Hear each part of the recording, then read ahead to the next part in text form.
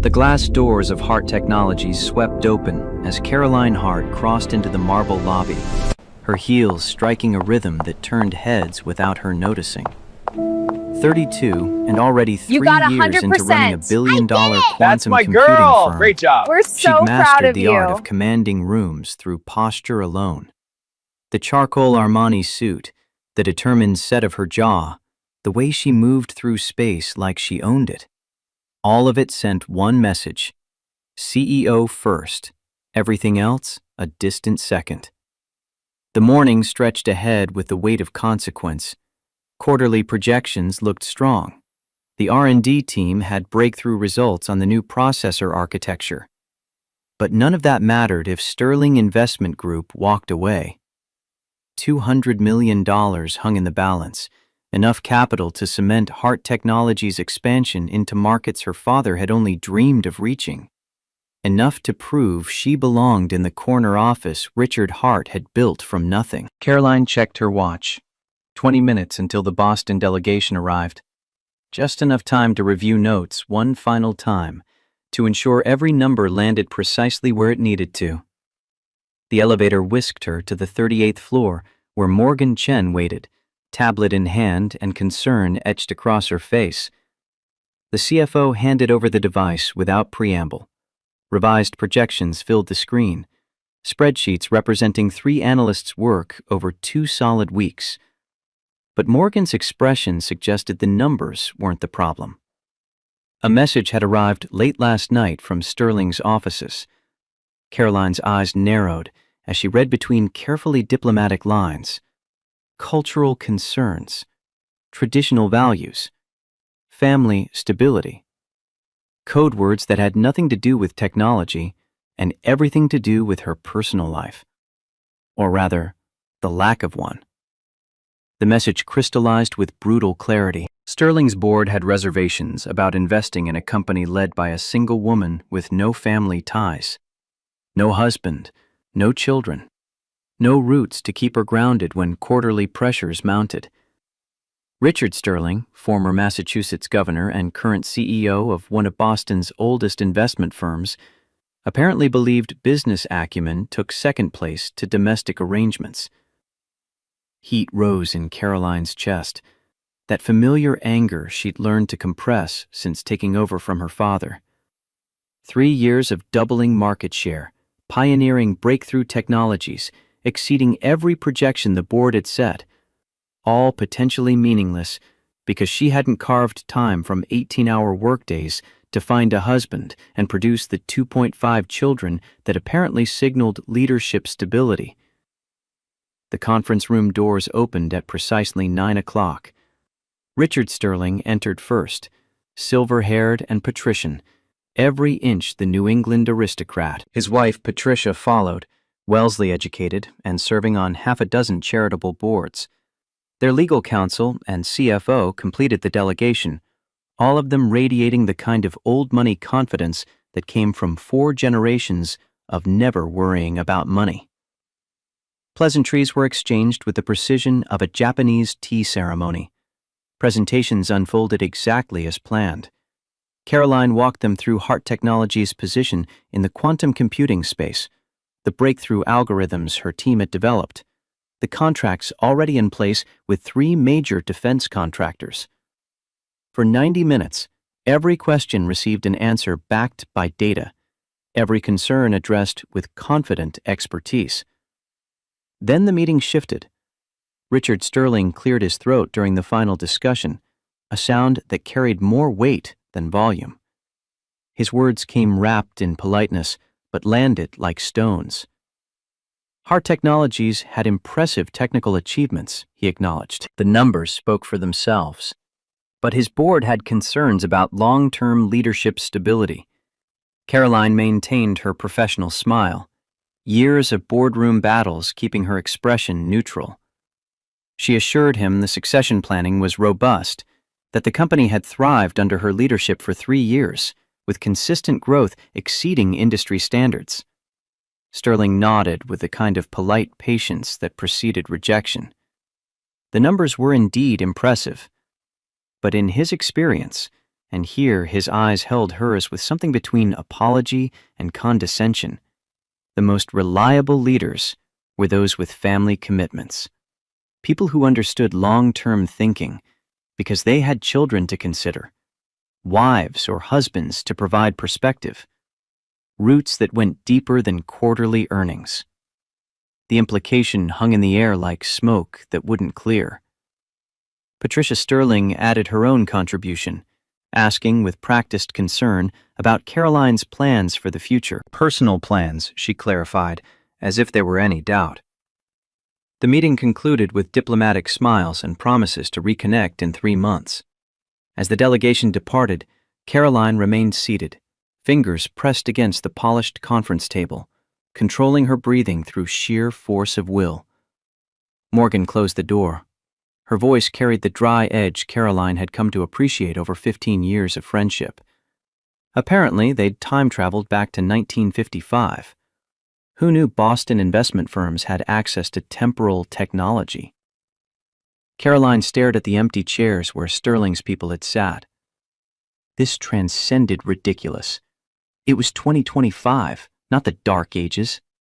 They were judging her ability to run a technology company based on her marital status, as if the existence of a spouse somehow improved her understanding of quantum entanglement or market positioning.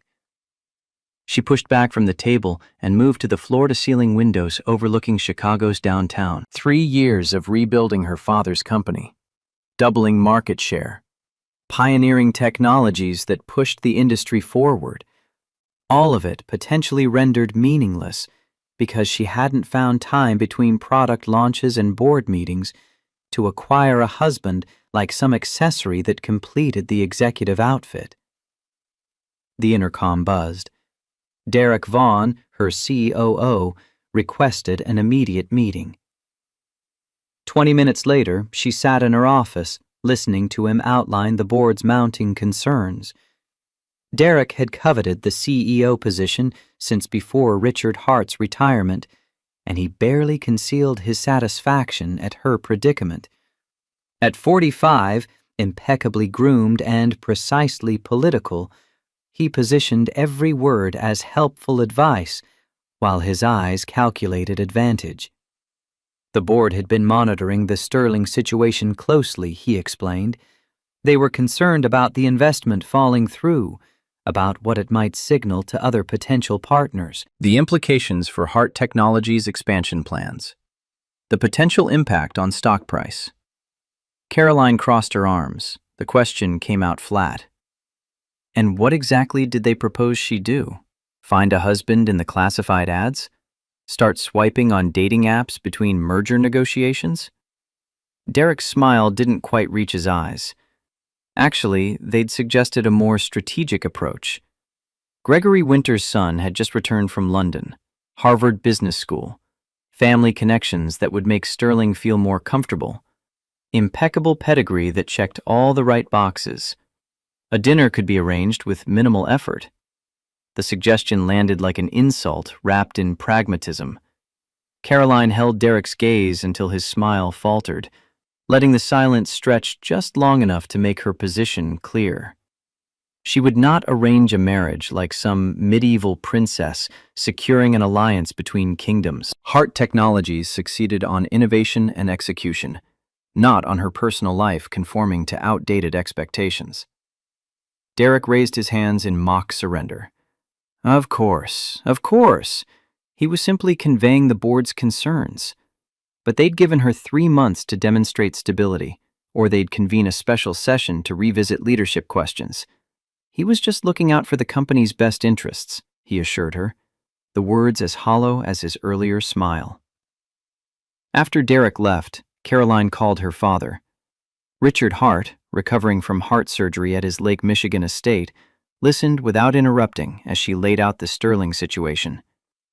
The board's thinly veiled threats, the 3-month deadline that felt more like an ultimatum than a timeline. His voice sounded weaker than she remembered, diminished by illness and age, but his words carried the clarity of 4 decades building empires. The business world hasn't changed as much as we'd like to think, he told her. Traditional investors like Sterling look beyond spreadsheets and profit margins. They want to know who they're trusting their money with. What kind of person sits in the CEO chair when pressure mounts and decisions get hard? Caroline paced her office, frustration bleeding into her voice. So what exactly was she supposed to do? Manufacture a family to satisfy their antiquated notions of stability? Her father's sigh carried through the phone line. He didn't care who she married, if she married at all. He just wanted her to be happy and keep what they'd built together. Don't let them take away everything we've worked for, he said. And she heard in his voice the fear that his legacy might crumble because his daughter refused to play by rules she hadn't written. The call ended with promises to visit soon. Caroline sat at her desk afterward, staring at the family photo from before her mother's death 15 years ago, the three of them on a sailboat. Her father's passion before Heart Technologies consumed his entire existence. Before it became her existence too, swallowing every hour and relationship until work defined the boundaries of her life. Her intercom buzzed again, the car service reporting an engine malfunction. Her Bentley would require servicing, and the driver suggested she might need alternative transportation for the evening. Perfect end to a perfect day. The private elevator carried her to the underground parking where confirmation of the problem awaited. The Bentley's engine refused to turn over, despite the driver's repeated attempts. They'd need to have it towed to the nearest authorized service center, he explained, already pulling out his phone to arrange the details. Rain had started falling by the time Caroline emerged onto Michigan Avenue, the October weather turning from crisp to miserable. She raised her hand for passing cabs, but rush hour traffic meant every taxi already carried passengers. The drizzle transformed into a downpour as she scrolled through her phone for the nearest luxury car service, weighing the wait time against the indignity of getting soaked. The distinctive sound of a sputtering engine caught her attention. Her Bentley, being towed by an older Ford pickup, passed slowly through congested traffic. The truck pulled into an alley beside a brick building bearing a weathered sign, Cole's Auto Repair. Without better options, and with rain now soaking through her Armani suit, Caroline followed. Her Italian leather shoes splashed through puddles that would require professional cleaning. The garage appeared unexpectedly clean for an urban repair shop. Tools organized methodically on pegboards, floors swept despite the constant battle against grease and grime. A radio played classic rock at low volume, the sound mixing with rain drumming on the metal roof. Her Bentley sat in the center bay, hood already open. A pair of worn work boots protruded from underneath the vehicle, attached to legs in oil-stained jeans. The rest of the mechanic remained hidden beneath several thousand pounds of German engineering. Caroline cleared her throat. She was Caroline Hart, she announced to the boots. That was her car. The boots slid out, revealing their owner with efficient economy of movement. The man didn't look up immediately, his attention focused on wiping his hands with a shop rag darkened by years of use. Mid-30s, she estimated, with a broad-shouldered build that came from actual work rather than gym memberships. Dark hair cut military short, more practical than stylish.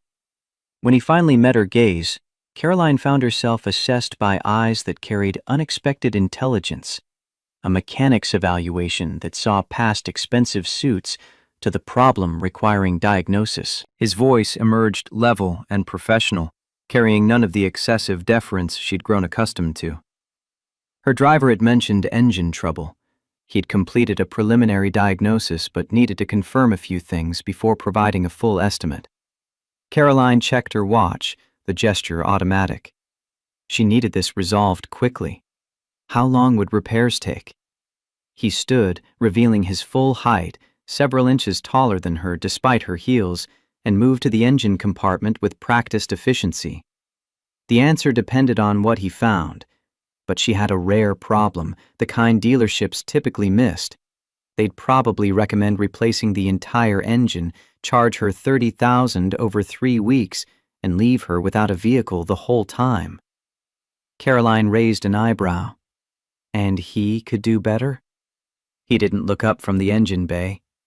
He could isolate the actual problem, probably fix it for under $5,000, have her back on the road by tomorrow afternoon. No sales pitch accompanied the assessment. No attempt to impress or intimidate with technical jargon. Just confidence born of experience, delivered with the kind of straightforward competence that cut through the usual posturing Caroline navigated daily. The front door of the shop burst open, admitting a gust of wind and rain along with a small figure in a bright yellow raincoat. The girl skidded to a stop when she noticed the visitor, her initial momentum arrested by sudden shyness. Dark hair hung in damp curls escaping from her hood. She clutched a slightly soggy paper featuring a prominent red 100 circled at the top. The explosion of words came in a rush. "Daddy, she'd gotten 100 on her science test. Miss Patterson said her drawing of the water cycle was the best she'd ever seen."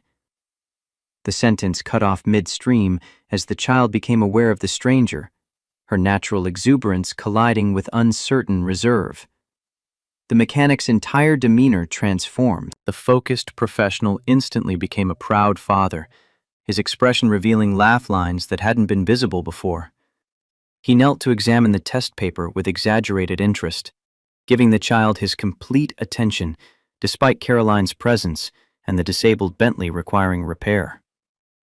The interaction caught Caroline off guard. Something about the gentleness in those work-roughened hands as he carefully held the paper, the genuine pride in his expression as he studied his daughter's work.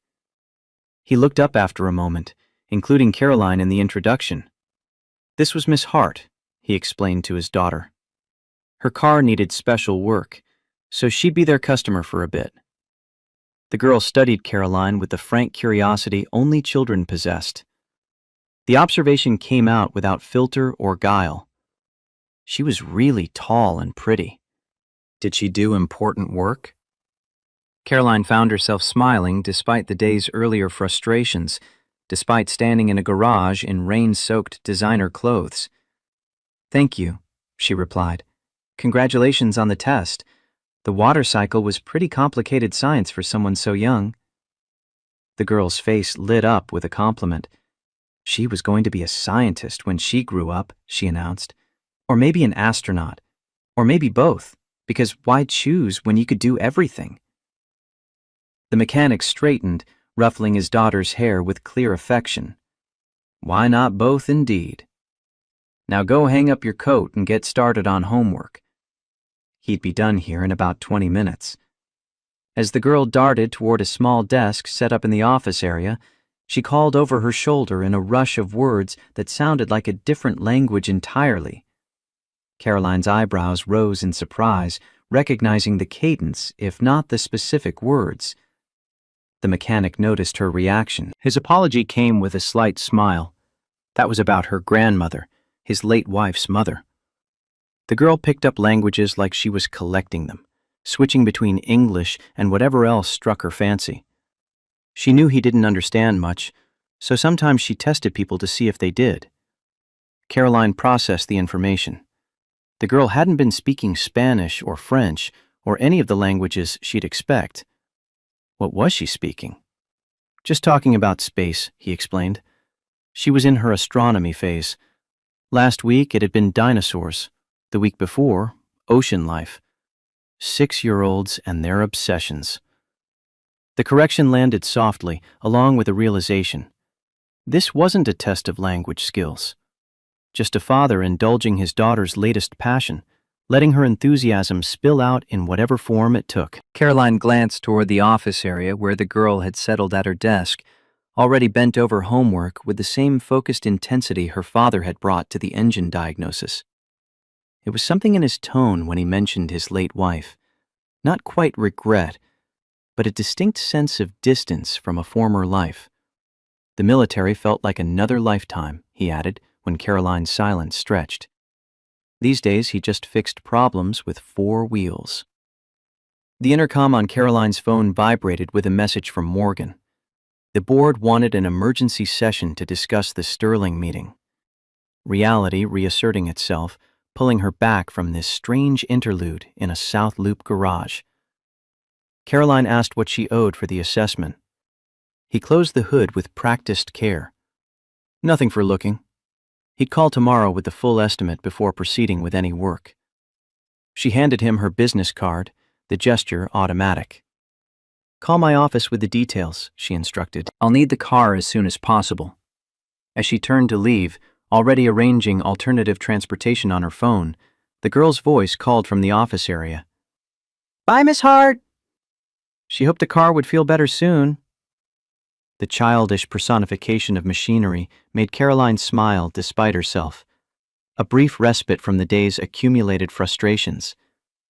She waved to the girl and stepped back into the rain, refocusing on the board meeting ahead, on the Sterling problem that wouldn't solve itself, on the impossible situation her professional life had become. The next morning dawned cold and clear, the storm system having blown through overnight. Caroline had spent half the night reviewing contingency plans if the Sterling deal fell through. The board had been restless during the emergency session, Derek cleverly stoking their concerns while appearing supportive. She needed that investment. Without it, the ambitious expansion into quantum computing applications would stall, leaving openings for competitors who'd been nipping at Hart Technologies' heels for 2 years. A call from an unknown number interrupted her morning briefing with Morgan. The mechanic's voice came through clear and professional. He'd diagnosed her vehicle. The fuel pressure regulator was failing, triggering a cascade problem with the injection timing. He could repair it for $4,800, parts and labor included. Compared to the dealership's engine replacement recommendation, she'd save about $25,000. The straightforward assessment refreshed after a morning of corporate doublespeak. Caroline asked about the timeline. How soon could it be ready? "End of day today," he replied. He'd already sourced the parts through contacts at specialty suppliers. The work itself would take about 6 hours if he prioritized it. Caroline processed this. That seemed unusually fast for such repairs. She asked why he would prioritize her car over others already in queue. A brief pause. Her driver had mentioned she ran Hart Technologies. His daughter's school used their educational software in the computer lab. It had helped her reading comprehension significantly over the past year. Seemed fair to return the favor. The simple explanation caught Caroline off guard. In her world, favors always came with expectations attached, with calculations of future advantage and strategic positioning. This straightforward reciprocity felt almost foreign, a transaction based purely on balancing scales rather than gaining leverage. She appreciated that, she told him. She'd send her driver to collect the vehicle that afternoon. After ending the call, Caroline stared out her office window at Chicago's skyline stretching toward the lake. Thoughts lingered unexpectedly on the mechanic and his daughter, on something refreshingly genuine about them both. No agenda, no manipulation, just authenticity in a world that traded almost exclusively in performance and positioning. Morgan interrupted her thoughts, pulling her back to the contingency financing discussion they'd been working through. But even as Caroline refocused on spreadsheets and strategic options, part of her mind stayed in that garage, turning over the small mystery of a man who voluntarily reduced his own bill because circumstances had improved. 3 hours later, her assistant forwarded a message. The Bentley was ready for pickup. The final invoice came to $4,000 even, $800 less than the estimate. A note was attached, brief and handwritten. Found a better source for the regulator, passing the savings to you. Thanks for being patient with Lily yesterday. N. Cole. Caroline stared at the message for longer than it warranted. When was the last time anyone had voluntarily reduced a bill? In her experience, initial estimates only moved in one direction, upward, with additional fees and unexpected complications that somehow always materialized once work had begun. The gesture, small as it was, stuck with her through afternoon meetings and budget reviews, an anomaly that didn't fit the patterns she'd learned to expect from human interactions. That evening, driving her repaired Bentley home through twilight traffic, Caroline took a detour. The rational part of her mind questioned the impulse, but something drew her back to Cole's auto repair. Perhaps simple curiosity. Perhaps the need to understand this small deviation from her otherwise predictable world. Perhaps something else she wasn't quite ready to examine. The garage remained open, though most bays stood empty. The mechanic's pickup truck was parked outside, along with an older sedan that probably belonged to a customer. Caroline pulled in, noticing immediately that something was wrong. He was pacing near the office area, phone pressed to his ear, expression tense in a way that transformed his earlier calm competence into visible stress. The girl sat on a bench nearby, unusually subdued.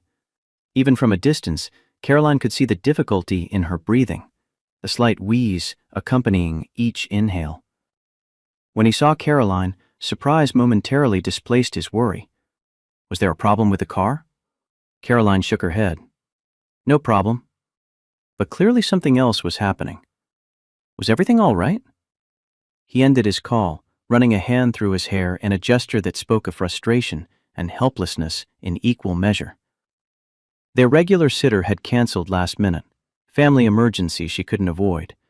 Lily was having an asthma flare-up, nothing critical yet, but definitely requiring medication and monitoring. And he had a transmission rebuild that absolutely had to finish tonight. The customer, a taxi driver named Frank Morrison, needed his vehicle for work tomorrow morning. Frank had 3 kids in foster care depending on his income. Missing a day's work wasn't an option. The girl attempted a brave smile that didn't reach her eyes. She was okay, she told her father. She could just sit here quietly and do her homework. It wouldn't be a problem. He knelt beside her, gently checking her forehead for fever. She was wheezing, he said softly. She needed her medication and rest, not a garage bench for the next 3 hours. The conflict played across his face, visible in the tension around his eyes. Commitment to a customer who genuinely needed help versus his daughter who needed him more. Caroline heard herself speak before conscious thought had fully formed. She could take the girl home, she offered, if he trusted her. Where did she need to go? He looked up, clearly caught off guard by the suggestion. He couldn't ask her to do that. She barely knew them. This went far beyond any normal customer-mechanic relationship. Caroline met his gaze directly. He wasn't asking. She was offering. And she'd already cleared her evening schedule. A minor lie, but meetings could be rescheduled. Where did his daughter need to go? A silent evaluation passed between them. Him weighing his desperate situation against trusting his daughter with someone who is essentially a stranger, albeit one with a verifiable identity and clear means. Her waiting, equally surprised by her own impulse to help, uncertain why she was inserting herself into a stranger's crisis. Finally, he nodded. Their apartment was just 3 blocks east. She needed her inhaler and the nebulizer treatment, the usual protocol when her breathing got this bad. He'd only need about 90 minutes to finish the transmission job, 2 hours maximum if complications arose. The girl looked between them, her breathing audibly labored now. She could show Miss Hart how the medicine worked, she offered. Nurse Kelly at the clinic had taught her the whole routine last time. The child's attempted self-sufficiency broke something in Caroline's carefully constructed defenses. She held out her hand. Come on, she said gently. Let's get you feeling better while your dad finishes his important work. The walk to the apartment was slow, accommodating the girl's breathing difficulties. The building was a pre-war walk-up, modest but well-maintained, the kind of structure with character but minimal amenities. Their third-floor apartment reflected the mechanic's ordered mind. Simple furnishings kept meticulously organized, with touches of warmth in homemade art projects displayed on walls and refrigerator. The girl directed Caroline to her medication with practiced familiarity that no 6-year-old should possess. The nebulizer hummed to life, creating a mist that she breathed through a mask, her small body gradually relaxing as the medication took effect. Caroline sat beside her on a worn but clean sofa, noticing the framed photos on the side table. A beautiful woman with warm eyes smiled beside the mechanic in wedding attire, both of them young and hopeful. The same woman held an infant version of the girl.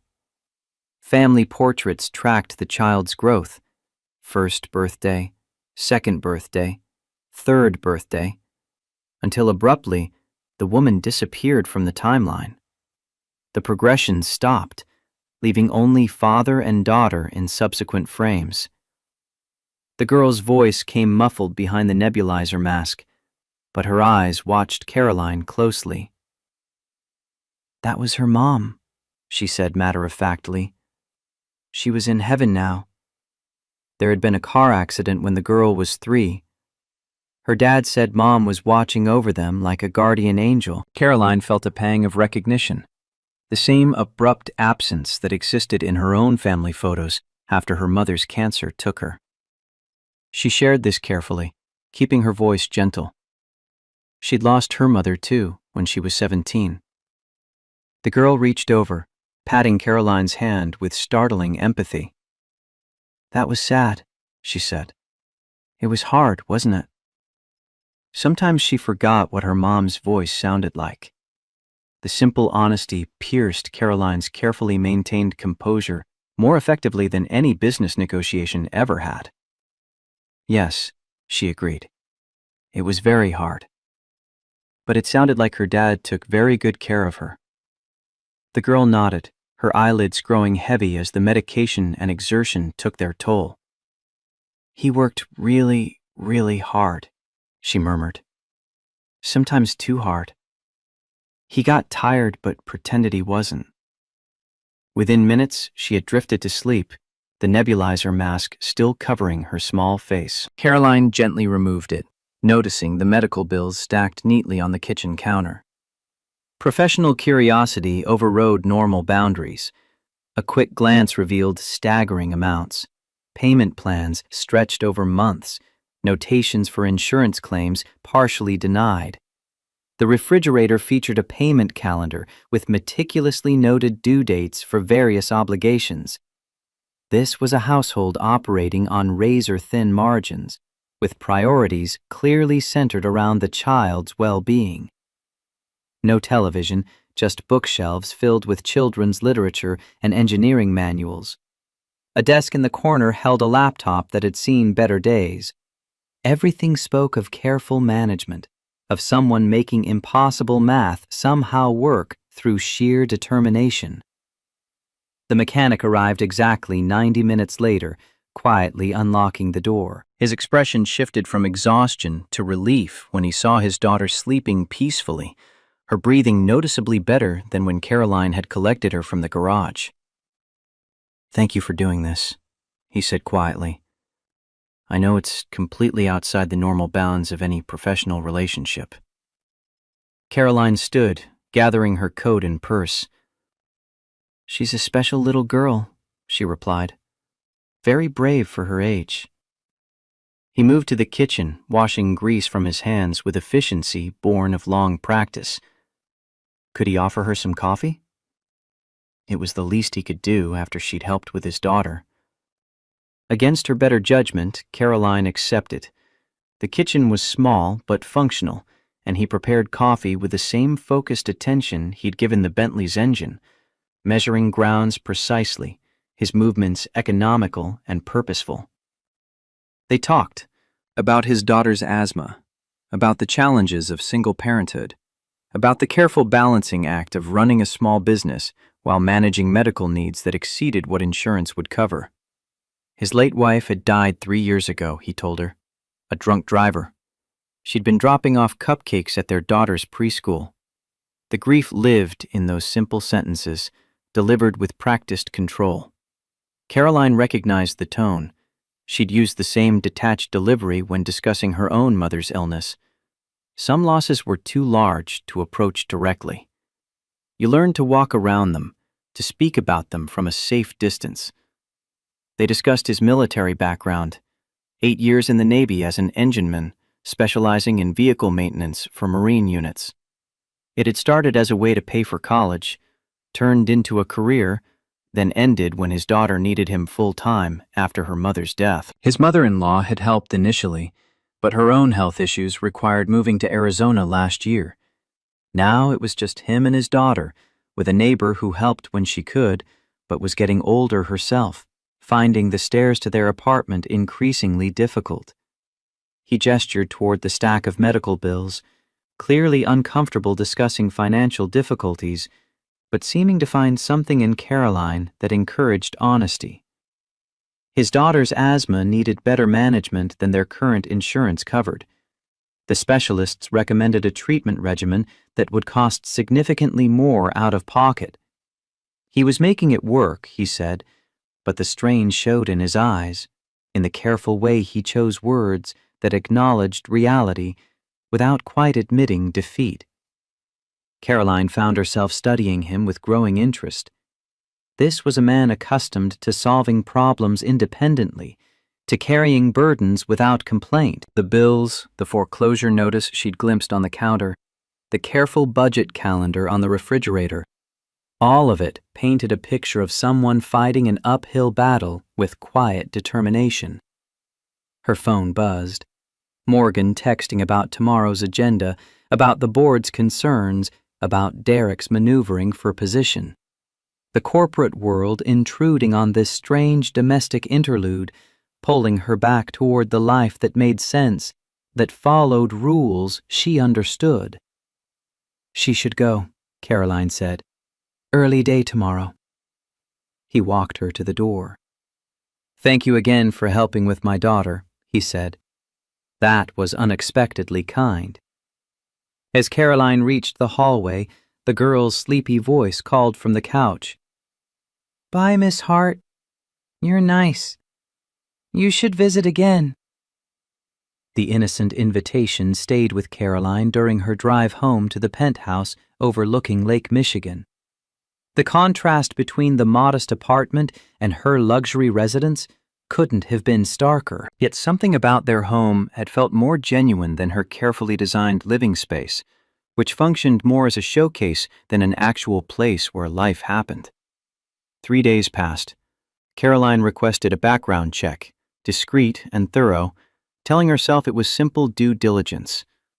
The report arrived within 24 hours, comprehensive and revealing in what it confirmed rather than exposed. Distinguished military service, honorable discharge, associate's degree in automotive technology completed while working full-time, exemplary credit despite impossible circumstances, no criminal record, not even a parking ticket in the past decade. The financial section painted a clear picture. Garage building 90 days from foreclosure, medical debt mounting, income barely covering expenses even before his daughter's health costs were factored in. The report also revealed something about his character that raw data couldn't quite capture. Volunteer work teaching automotive skills to transitioning veterans. Customer testimonials that universally praised his honesty and skill. Neighbor interviews describing a devoted father who worked himself to exhaustion but never complained, never made his struggles anyone else's problem. Caroline read the report multiple times over 2 days, each pass revealing new details, new confirmation of what she'd already intuited. Nathan Cole, the report had finally given her his full name, was exactly what he appeared to be. An honest man doing his best under impossible circumstances, asking for no one's help, accepting no one's pity, simply pushing forward because his daughter needed him to. She pulled up the Sterling investment file, reviewing their requirements, their timeline, their barely concealed ultimatum. 3 months to demonstrate personal stability, 3 months to somehow acquire the family structure that would make old men in Boston comfortable investing their money. The calculation formed slowly, piece by piece, like a complex equation resolving itself. Nathan needed financial security and comprehensive health insurance for his daughter. She needed the appearance of family stability to satisfy Sterling and protect her position. Both had needs neither could meet alone. Together, they could solve both problems. The ethical implications swirled through her mind. Was this manipulation? But if both parties benefited, if terms were clearly defined, if no one was deceived about the nature of the arrangement, was it truly wrong? And what about his daughter? That question gave her the longest pause. But the child would receive the medical care she desperately needed, stability, opportunities. Wasn't that worth something? Her father's voice echoed in memory. Sometimes you have to play their game to change the rules. Caroline made her decision. She called Nathan's number, the one from his business card that she'd kept in her desk drawer. When he answered, she didn't waste time with pleasantries. She had a business proposition, she told him. Something unusual that would require an open mind and absolute discretion. Could they meet privately to discuss it? Thursday afternoon found her back at Cole's Auto Repair, arriving during his lunch break as arranged. He looked surprised but professional, greeting her with the same straightforward competence he'd shown before. There was no problem with the Bentley, she assured him, but she did have something important to discuss. Was there somewhere they could talk privately? He cleared a chair in his small office, remaining standing himself, waiting. Caroline took a breath, steadying herself for what she was about to propose. What I'm going to suggest will sound unusual, she began, perhaps even offensive. But I ask that you hear me out completely before responding. His expression turned wary. That's not the most reassuring start to a conversation. She nodded, acknowledging his concern. Then she laid it out, clinical and direct. Hart Technologies was negotiating a critical investment with Sterling Investment Group, but they'd expressed reservations about investing in a company led by an unmarried woman. They considered it a stability risk, she explained, unable to keep the bitterness entirely from her voice. Her board shared these concerns. They'd given her 3 months to demonstrate personal stability or risk losing her position. She watched understanding dawn in his eyes, watched him begin to put the pieces together before she'd even stated her proposal explicitly. I'm suggesting a mutually beneficial arrangement, she said clearly. A marriage of convenience lasting 1 year. You would receive a monthly stipend equivalent to an executive administrator's salary, comprehensive health insurance for you and your daughter, and ownership of your garage building transferred to you free and clear at the conclusion of our arrangement. He stared at her, incredulity battling with something else in his expression, recognition of his desperation perhaps, or anger at having it so clearly identified and exploited. You want to hire me to be your husband? He said flatly. A business arrangement, she corrected. Temporary and strictly defined. You help me secure my position and the Sterling investment. I help you secure financial stability and proper health care for your daughter. He stood abruptly, pacing the small office, hand running through his hair. This was insane, he said. She didn't even know him. They were strangers. Caroline remained seated, keeping her voice level. She knew enough. She'd done her homework. His military record was exemplary. His financial difficulties stemmed from his daughter's medical needs, not poor judgment. He was honorable, hardworking, and clearly his daughter's well-being was his highest priority. His head snapped toward her. You ran a background check on me. She didn't apologize. Of course she had. She wouldn't propose this arrangement without due diligence. His service record, his business history, his personal character. She'd verified all of it. The investigation had revealed a man struggling through circumstances beyond his control, not through any failing of his own. His jaw tightened. So you know I'm about to lose this place. You know I'm desperate. And you think you can just... She cut him off gently. I think we can help each other. Neither of us needs to be anyone's charity case. This is a transaction, a business deal where both parties benefit. He turned away, looking through the office window at his daughter, who was carefully completing homework at her small desk, unaware of the conversation that might change her life. When he spoke again, his voice had lost its sharp edge, replaced by something heavier, something that sounded like defeat accepting itself. "I promised her mother I'd always take care of her," he said quietly, "that I'd give her every opportunity.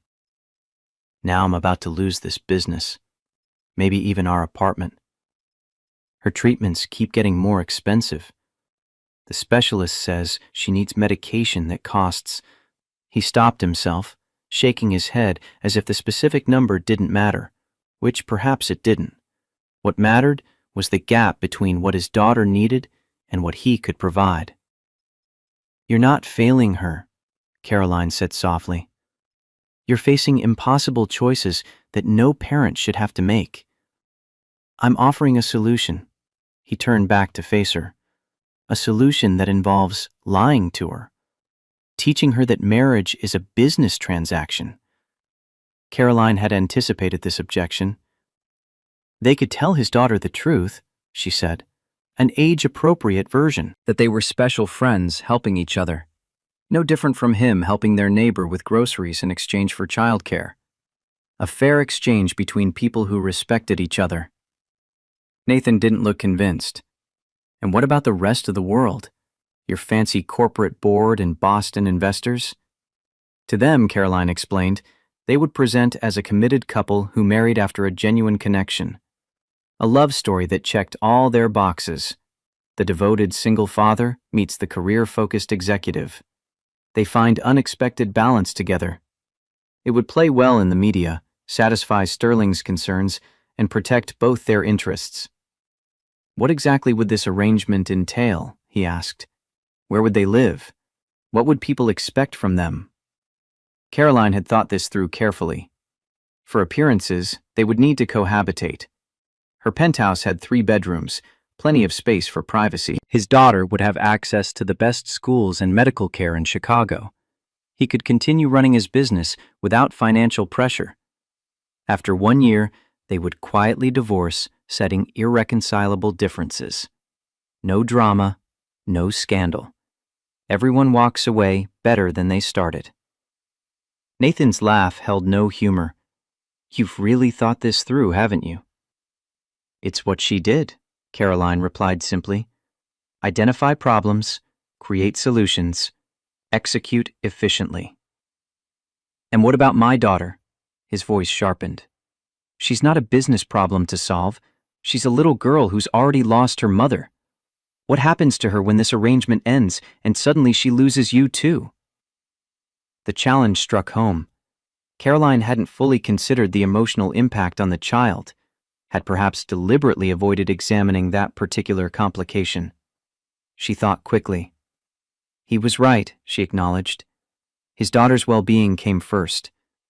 They would move slowly, she suggested. Introduce changes gradually.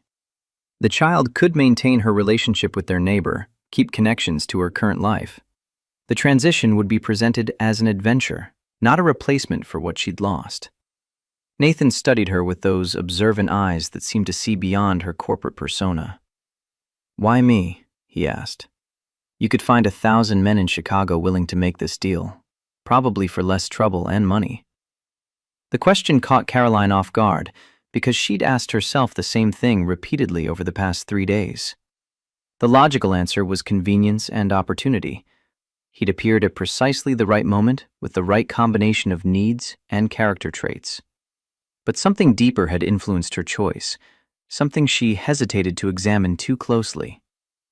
"You're genuine," she said finally. "In my world, that's rare and valuable. Your daughter adores you, which speaks volumes about your character. And frankly, you have no connections to my corporate sphere, which minimizes complications and conflicts of interest." It was all true, if not quite the complete truth. Nathan turned back to the window, watching his daughter remove an inhaler from her backpack and take a careful puff, the action so practiced it barely interrupted her homework. His expression reflected the weight of fatherhood, the impossible calculation of trying to determine what would truly serve his child best. Finally, he spoke. I'd need conditions. Non-negotiable ones. Caroline nodded, relief flooding through her. He was considering it. Name them, she said. His conditions came clear and firm. First, they wouldn't lie to his daughter. They would explain in terms she could understand, but there would be honesty, not deception. Second, he would keep working. No playing trophy husband. His business was his identity, and he wouldn't lose who he was. Third, his daughter's routine would stay as consistent as possible. Her needs came first, always. Fourth, separate bedrooms. This was a business arrangement, nothing more. And fifth, everything in writing. Clear terms, clear timeline, clear exit strategy. Caroline agreed to everything. She already had contracts drafted, she told him. Her lawyers could incorporate his conditions immediately. Nathan shook his head, a hint of dry humor returning. Of course you do. Has anyone ever told you that you're slightly terrifying? Caroline found herself smiling. Only everyone I've ever worked with. And if we're getting married, even on paper, you should probably start calling me Caroline instead of Miss Hart. Their eyes met across the small office, an unexpected moment of connection amid the strangest negotiation either had ever conducted. Nathan extended his hand formally. I still think this is crazy, he said.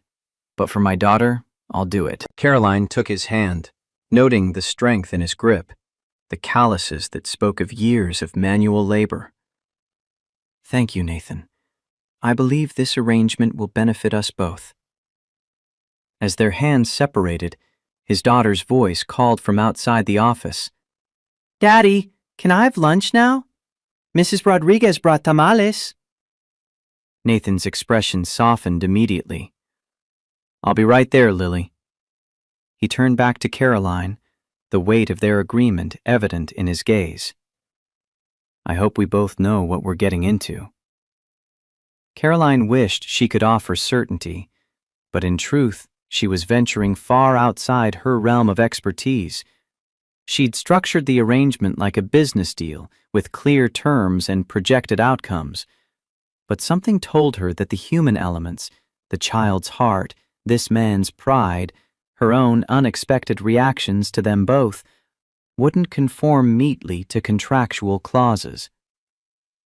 Welcome to the most unconventional merger in Chicago business history, she said. The autumn sunlight filtering through the garage windows caught the dust motes swirling between them, illuminating the invisible lines that had somehow drawn them together in this unlikely alliance. Whether it would lead to disaster or salvation remained to be seen. But for now, they had a contract to draft, a story to create, and a little girl waiting for lunch. An unexpectedly ordinary beginning to what would prove the most extraordinary arrangement of their lives. 2 weeks of preparation had transformed the theoretical into the tangible. Contracts signed, arrangements finalized, belongings packed. Now Caroline stood in her penthouse watching Nathan carry boxes through the door while Lily sat cross-legged on the marble floor, arranging stuffed animals in a careful semicircle.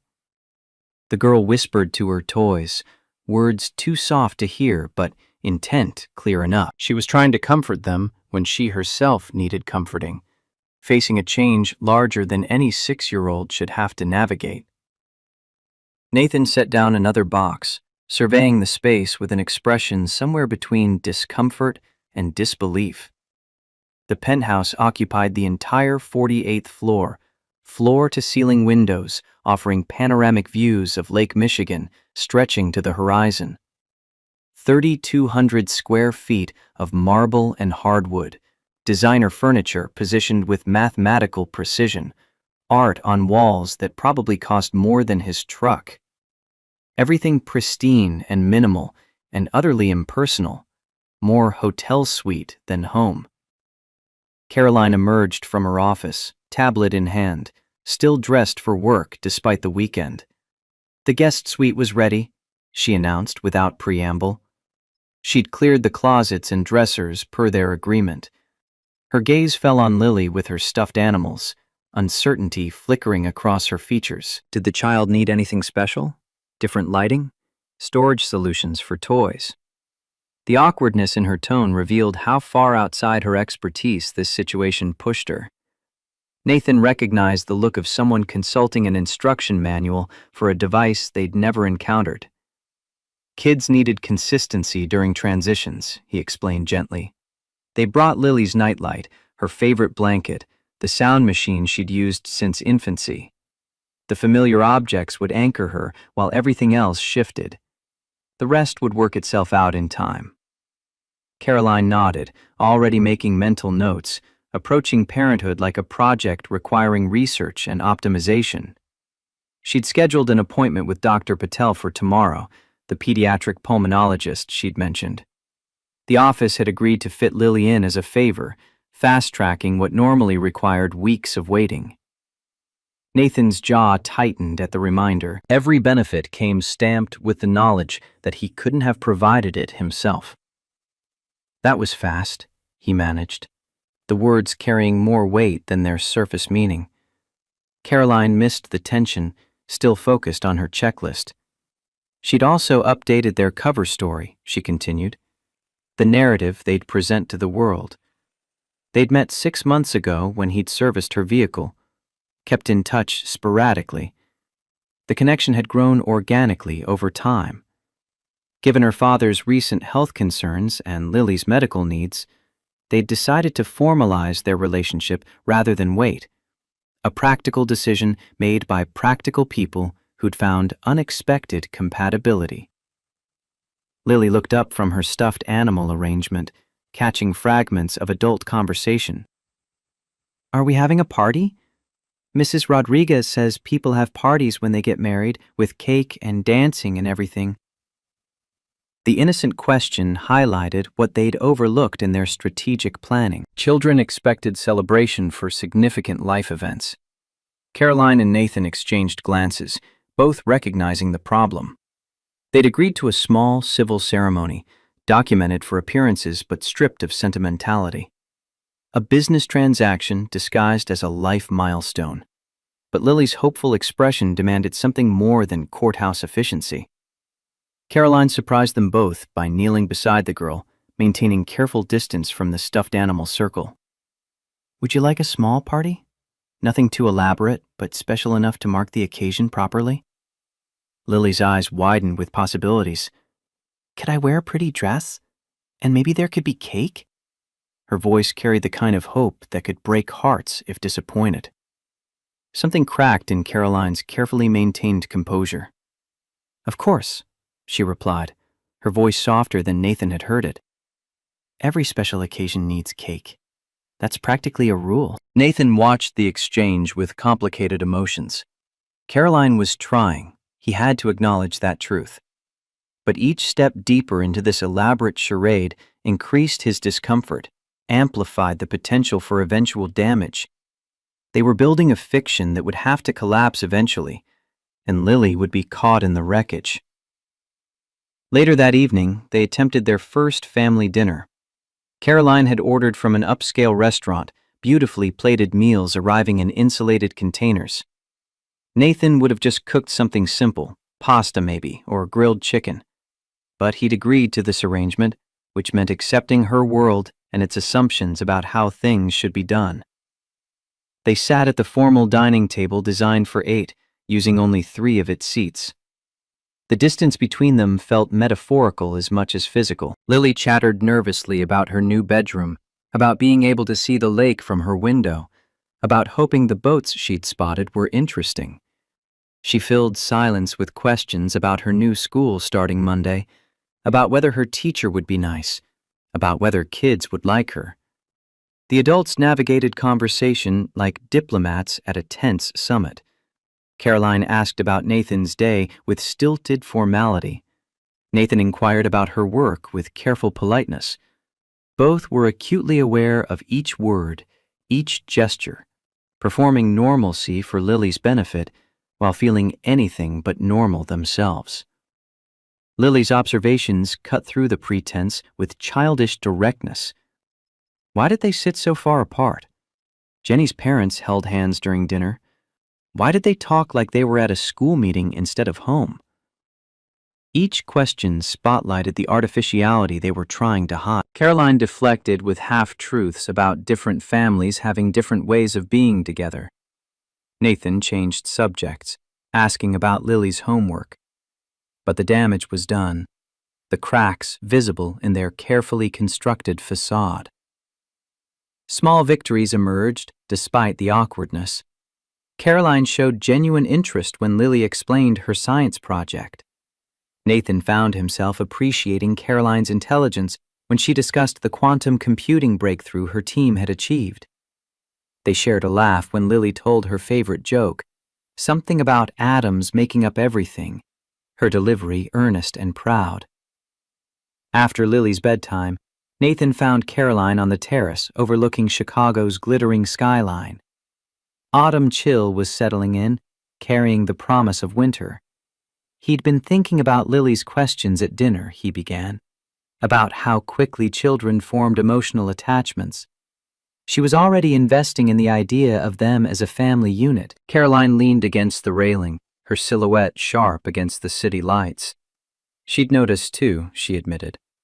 She hadn't anticipated how rapidly children processed and internalized change. Perhaps they needed clearer boundaries, better definitions of what this arrangement actually was. Nathan's frustration bled into his voice. Boundaries.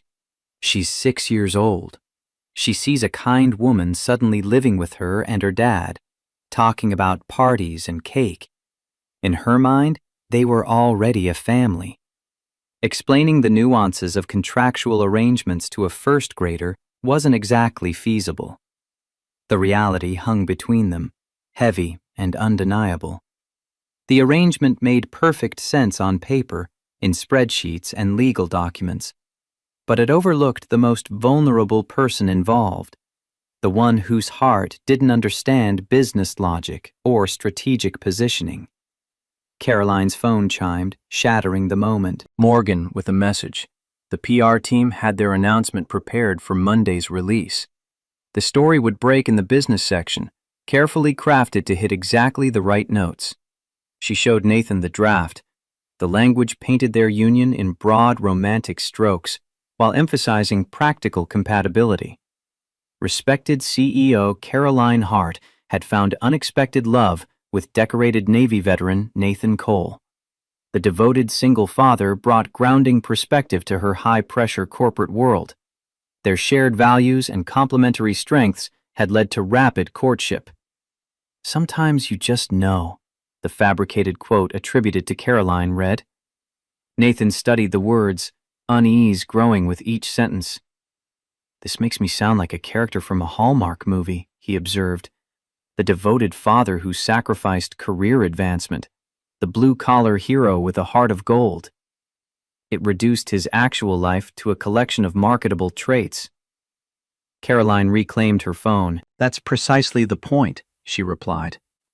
The narrative needs to appeal to Sterling's sensibilities, to their ideas about what constitutes proper family structure and values. She paused, her voice dropping slightly.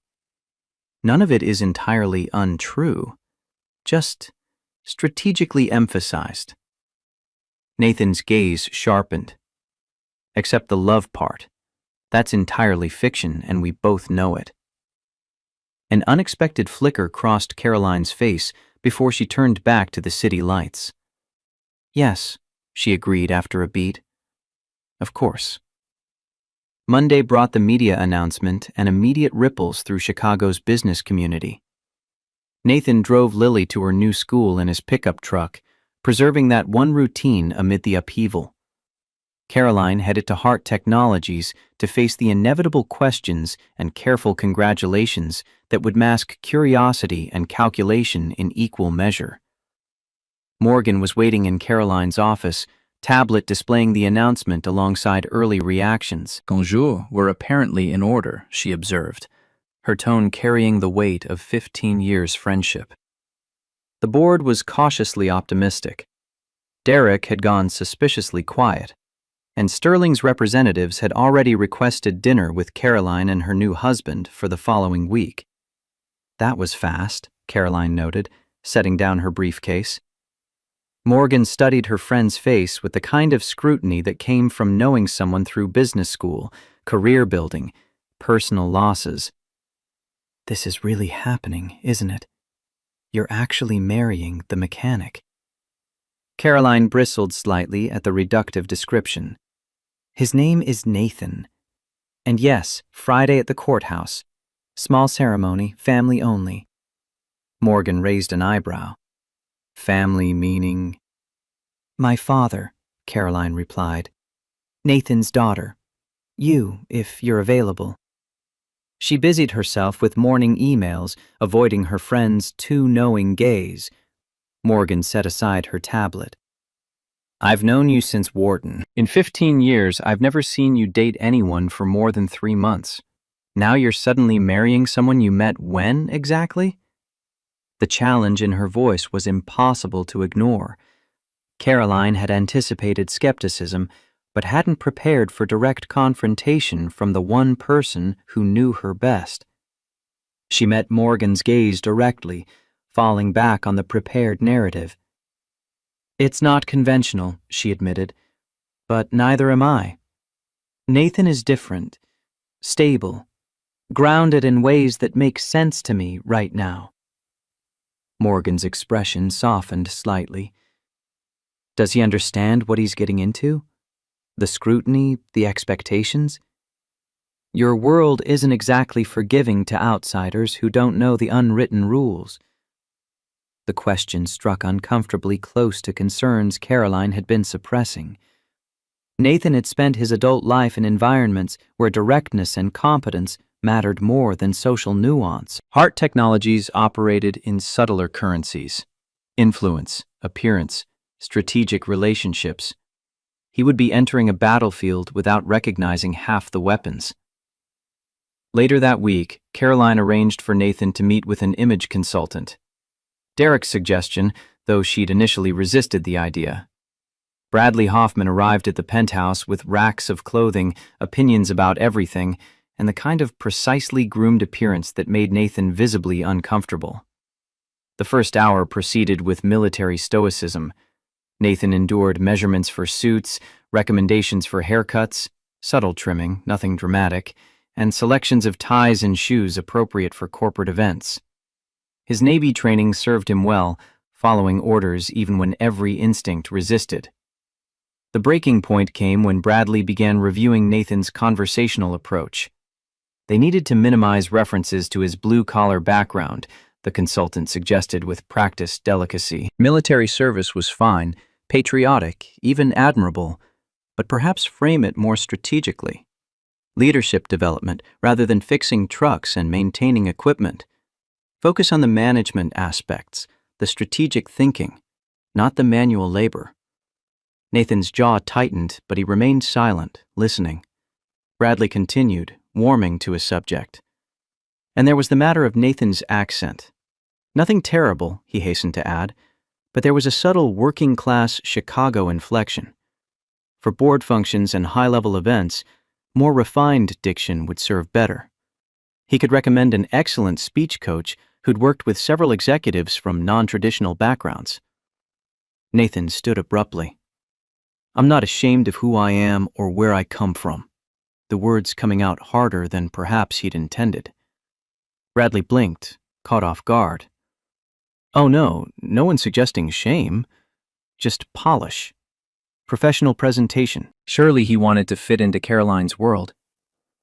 I agreed to wear the suits, Nathan continued, his voice controlled but inflexible. I didn't agree to become someone else entirely. The distinction was absolute. He walked out, still wearing the new dress shirt, but deliberately keeping his old work boots, a small rebellion against the transformation being imposed. Caroline returned home to find Bradley packing up, flustered and clearly affronted. Nathan was on the terrace, posture radiating defiance and something deeper. Anger at being asked to erase himself, perhaps, or recognition of just how much this arrangement would demand. Your consultant mentioned there was an incident, Caroline ventured carefully. Nathan didn't turn around. Your fashion guru suggested I needed elocution lessons. Apparently my working-class Chicago accent might embarrass you at board functions. Caroline winced. She could imagine exactly how Bradley had phrased it, all passive-aggressive concern wrapped in professional advice. Bradley can be overzealous, she offered. His job is to anticipate potential issues. Nathan turned, anger clear in his eyes. The potential issue is that I'm not ashamed of who I am. I served my country. I work with my hands. I speak the way I speak. If that's a problem for your world, maybe we need to reconsider this entire arrangement. The words hung between them, the first real threat to their carefully constructed agreement. Caroline took a breath, then surprised herself with genuine contrition. You're right. I apologize. That was wrong of me to even suggest. A pause, vulnerability showing through her usual control. I've spent my entire adult life performing versions of myself. Calculated adjustments to fit whatever room I'm in, whatever deal I'm negotiating. I forgot that's not normal. That it's actually kind of terrible. Nathan's anger deflated slightly, replaced by something closer to understanding. Integrity doesn't measure by corner offices or titles, he said quietly. It measures by what you do when no one's watching, when there's no advantage to gain from doing right. That's the only standard worth caring about. The moment stretched between them, something shifting in the space they occupied together. Not quite connection, not quite trust, but perhaps the beginning of mutual recognition. Lily interrupted by running onto the terrace, homework paper clutched triumphantly. Caroline! She'd passed her spelling test, every word correct, including the really hard one, astronaut. Mrs. Rodriguez had said she was very proud. The girl threw her arms around Caroline's waist in spontaneous affection. Caroline froze for a heartbeat, clearly unused to physical displays of emotion, before awkwardly patting Lily's back. Nathan watched his daughter already bonding, already investing emotionally in a relationship that came with an expiration date neither child understood nor adult could explain without causing harm. The next morning brought Nathan's scheduled breakfast with James Hart. The invitation had come directly from Caroline's father, bypassing Caroline entirely. Just a chance to get acquainted, the message had read, but Nathan recognized interrogation when he saw it, however politely phrased. The drive to Lake Forest took 45 minutes through increasingly wealthy neighborhoods until he reached the gated community where old money built estates overlooking Lake Michigan. The Hart property sprawled across 3 manicured acres, the main house a colonial revival mansion that spoke of generations of accumulated wealth. James Hart received him in a sunroom overlooking the water. At 68, recently recovered from surgery, but still formidable, he carried himself with a kind of authority that came from building empires rather than inheriting them. The resemblance to Caroline was striking. The same analytical eyes, the same way of holding silence until others felt compelled to fill it. So you're the man who supposedly captured my daughter's heart in record time, James began without preamble. Naval engineering, small business owner, single father. Quite the resume. The directness was almost refreshing after weeks of corporate doublespeak. Nathan met the older man's gaze without flinching. I'm guessing you didn't invite me here to exchange pleasantries, Mr. Hart. James's eyes narrowed slightly, evaluating. No. I invited you to understand what kind of man agrees to this particular arrangement with my daughter. Nathan stiffened. You know. James nodded once, decisive. Caroline doesn't make impulsive romantic decisions. Never has. When she announced she was marrying a mechanic she'd barely known for 6 months, it took about 5 minutes to deduce what was actually happening. He leaned forward, his voice carrying the weight of 4 decades building business empires. What's your price? Mr. Cole. What does it cost to rent a husband these days? The deliberate crudeness of the phrasing hit its mark. Nathan stood, hands clenched. I think we're done here. James remained seated, expression unchanged. Sit down. If you storm out now, you'll only confirm my suspicions that you can't handle difficult conversations. And my daughter needs someone who can handle difficulty without flinching.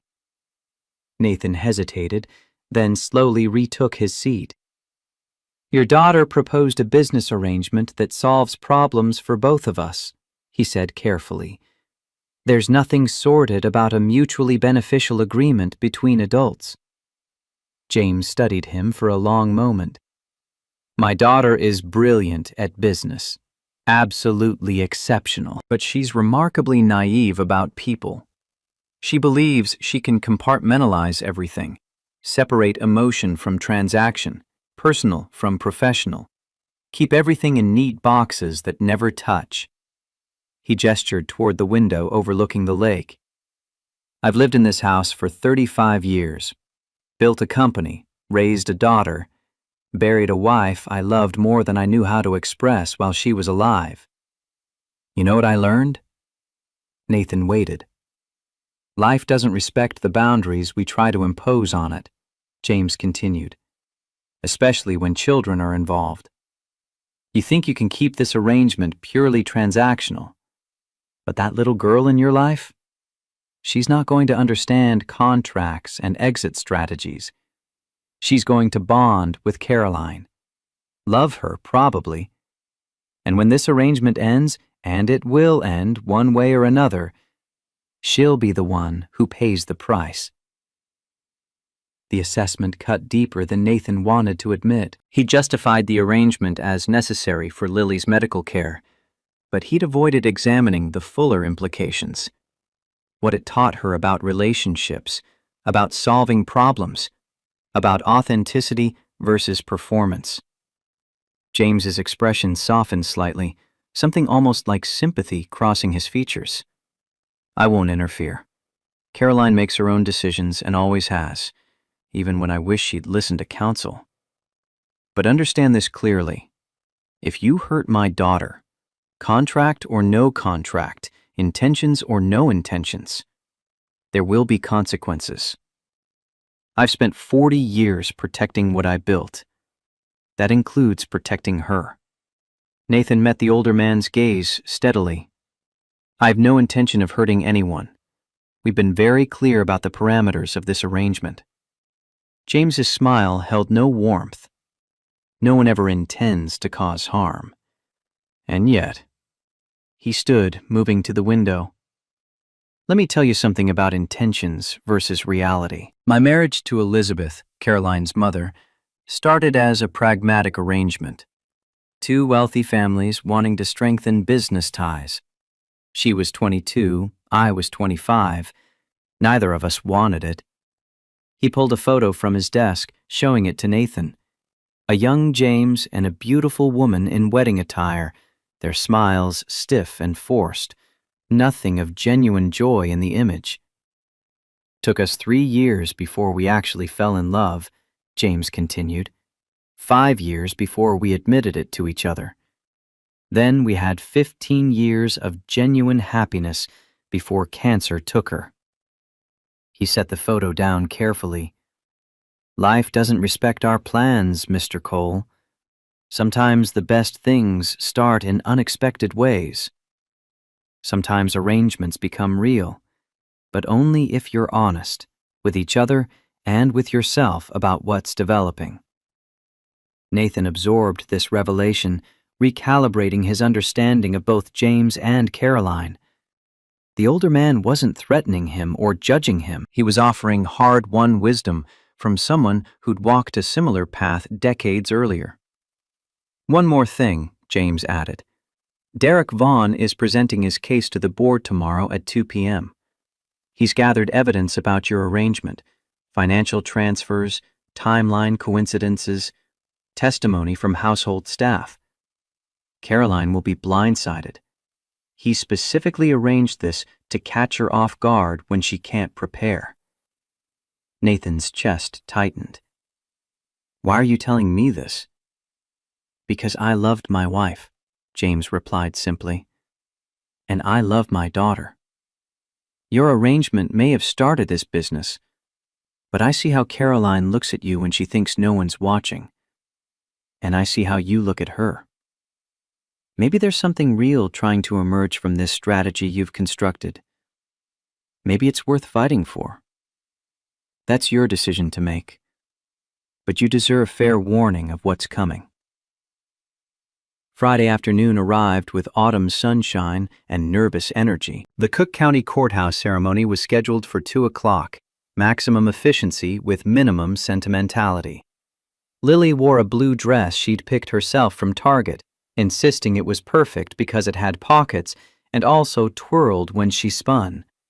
She carried a small bouquet of daisies, taking her role as flower girl with absolute seriousness. Morgan stood beside Caroline, expression carefully neutral, but eyes communicating volumes. James sat in the second row, his presence carrying weight beyond mere attendance.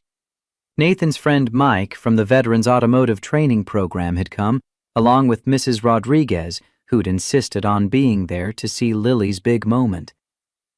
The judge's routine words carried unexpected heaviness. Nathan found himself listening to vows he'd spoken once before with genuine love, now repeating them as contractual obligation. Caroline's voice remained steady, but something in her eyes suggested she felt the weight too, the gap between the words' traditional meaning and their current purpose. The kiss came at the judge's instruction, brief and chaste, performed for the small audience and legal requirement. But something electric passed between them in that moment of contact, a current neither had anticipated. Both noticed. Both chose to ignore it, filing it away as an anomaly requiring no examination. The small reception afterward took place at the penthouse. Catered finger foods, champagne for adults, sparkling cider for Lily.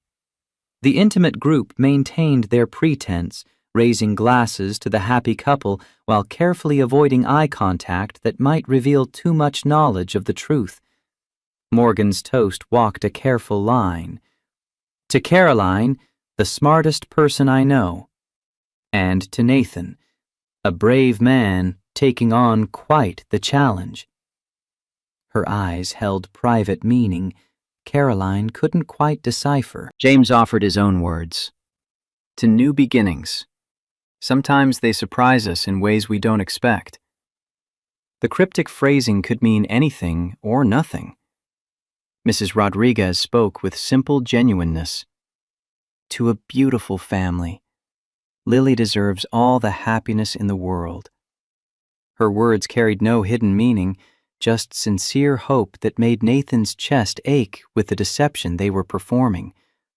Lily charmed everyone who'd listen, showing her rock collection and explaining the difference between igneous and metamorphic formations with 6-year-old authority. She was completely content, glowing with the attention and celebration, unaware of the complexity surrounding the day's events. Nathan found Caroline alone on the terrace while the party continued inside. Your father thinks we're making a terrible mistake, he observed, watching the sun set over Lake Michigan. Caroline didn't turn from her contemplation of the water. He expressed similar concerns to me, but he's also a pragmatist. He understands what's at stake with Sterling, with the board, with everything I've built. Nathan pressed the question he'd been avoiding. Is it worth it? All this deception just to satisfy some outdated expectations about what a CEO should look like? Caroline finally faced him, something fierce flashing in her eyes. It's not just about Sterling's investment. It's about maintaining control of my company. My father built Heart Technologies from nothing, poured his entire life into creating something that would last. I won't be the one who loses it because of corporate politics and gender bias. She paused, her voice intensifying. Sometimes you have to play their game to change the rules. You have to get inside the system before you can dismantle it. The conviction in her words revealed more than perhaps she'd intended. The pressure she carried as Richard Hart's daughter and successor, the constant need to prove herself in ways male CEOs never faced, the exhausting performance of being twice as good to be considered half as competent. For the first time, Nathan saw beyond the polished corporate facade to the woman underneath, determined, yes, but also carrying weight that would crush someone less resilient. Protecting a legacy at any cost because the alternative meant admitting defeat to forces that shouldn't have power in a rational world. Tuesday evening brought their preview dinner with Sterling investment representatives. Not the full board yet, just Richard and Patricia Sterling, along with their CFO and legal counsel. An intimate gathering designed to assess the new family situation before committing fully to the investment. The Peninsula Hotel's private dining room offered traditional American fine dining in an atmosphere designed to put everyone at ease while maintaining proper formality. Nathan wore one of his new suits, Brooks Brothers navy, that fit well enough he almost forgot it wasn't his clothes. Almost. Patricia Sterling led the initial conversation, asking polite questions designed to evaluate while seeming merely friendly. How did automotive work compare to Nathan's Navy engineering experience? Nathan answered honestly. The fundamentals remained the same regardless of context. Diagnose the problem, identify the solution, execute the repair. The Navy had taught him systems thinking, understanding how each component affected the whole, how failure in one area cascaded through everything else. That principle applied equally to diesel engines and transmission systems. Richard Sterling nodded with what appeared to be genuine approval. Systems thinking. Good foundation. Business operates on the same principles. Everything connects to everything else. The more pointed question came wrapped in casual conversation. Richard observed that Nathan had married quite an accomplished woman, CEO of a major company. Some men might find that intimidating or difficult to navigate. The trap was obvious enough. Testing Nathan's ego, his comfort with a successful spouse, whether traditional masculine insecurity would create problems. Nathan met Sterling's eyes directly. I find it inspiring, sir. Caroline built her success through intelligence and determination. Those are qualities I deeply respect. I may repair engines, but I recognize exceptional engineering when I see it, whether in machines or business strategy.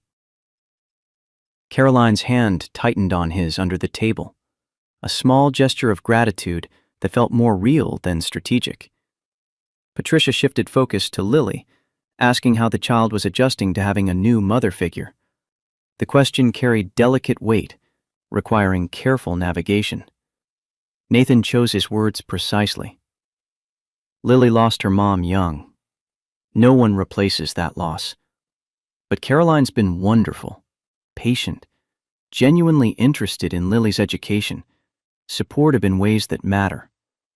My daughter lights up when Caroline helps with science projects. He turned to Caroline, keeping his voice sincere. She has a gift for explaining complex things so a 6-year-old can understand. That's rare. Caroline picked up the thread naturally. Lily's brilliant. Yesterday she explained orbital mechanics using tennis balls and a flashlight. I learned as much from watching her think through the problem as she learned from the demonstration. She smiled, and Nathan recognized it as genuine rather than performed. She reminds me why I went into technology in the first place. That curiosity about how things work. A moment of authentic connection passed between them, visible enough that Richard and Patricia exchanged a glance. Something unspoken communicated between the older couple, some evaluation or recognition that Nathan couldn't quite read. Over coffee, Richard suggested a private conversation. He and Nathan stepped onto the hotel's terrace overlooking Michigan Avenue. October night air carrying the chill of approaching winter. Richard's approach became more direct without the audience. I've built my firm on reading people, Mr. Cole. 40 years of evaluating character, determining who to trust with significant capital. You're real. I can see that clearly. He paused, studying Nathan's face. But I also see calculation, careful answers, performance. Nathan waited, uncertain where this was leading. Are you performing for me? Richard asked. For Caroline? Or for yourself? The question cut to something Nathan had been avoiding examining. He chose honesty. Honestly, sir? I'm not entirely sure anymore. The lines have gotten blurrier than I expected when this started. Richard's unexpected smile carried warmth for the first time that evening. Good answer. A dishonest man would claim everything is perfectly genuine. A smart man admits when boundaries start dissolving. He clapped Nathan's shoulder. My own marriage started as an arrangement. Families wanting business alliance. I thought I'd never love Patricia. Never feel anything beyond contractual obligation. Ended up falling completely. The confession reframed everything Nathan thought he understood about the Sterling's evaluation. 40 years later, I can't imagine life without her, Richard continued. The arrangement became real. It happened slowly at first, then all at once, like waking up one day and realizing the performance had become truth somewhere along the way. He looked Nathan in the eyes. Whatever started your arrangement, pay attention to what it's becoming. Because I see how Caroline looks at you when she thinks no one's watching, and I see how you look at her. Maybe there's something real trying to emerge from your strategy. Nathan's heart pounded. Was it that obvious? Were they that transparent? Or was Richard seeing what he wanted to see, projecting his own experience onto their situation? Richard delivered his final message. Sterling Investment will approve the deal. Paperwork will be finalized next week. Congratulations on securing your wife's company's future. He paused. And congratulations on your marriage. I hope it brings you both what you need, whether that's what you originally planned or something you never anticipated. They rejoined the group, the evening concluding with handshakes and promises of future dinners once the investment was formalized. In the car afterward, Caroline allowed herself a moment of triumph, tension releasing from her shoulders. It's working, she said, wonder in her voice. They loved you. Did you see Mrs. Sterling's reaction when you talked about Lily's science project? That personal connection was exactly what we needed. Nathan nodded, but Richard's words echoed in his mind. The lines between performance and reality were blurring. He'd noticed it happening, had tried to ignore it, but the older man's observation made it impossible to deny. Something was shifting between them, something neither had planned for or could easily control. The following Saturday brought an unexpected development. Nathan was scheduled to work late at the garage on a complex engine rebuild. Mrs. Rodriguez, their usual backup for childcare, was visiting her sister in Milwaukee. The solution should have been simple. Caroline would watch Lily for a few hours.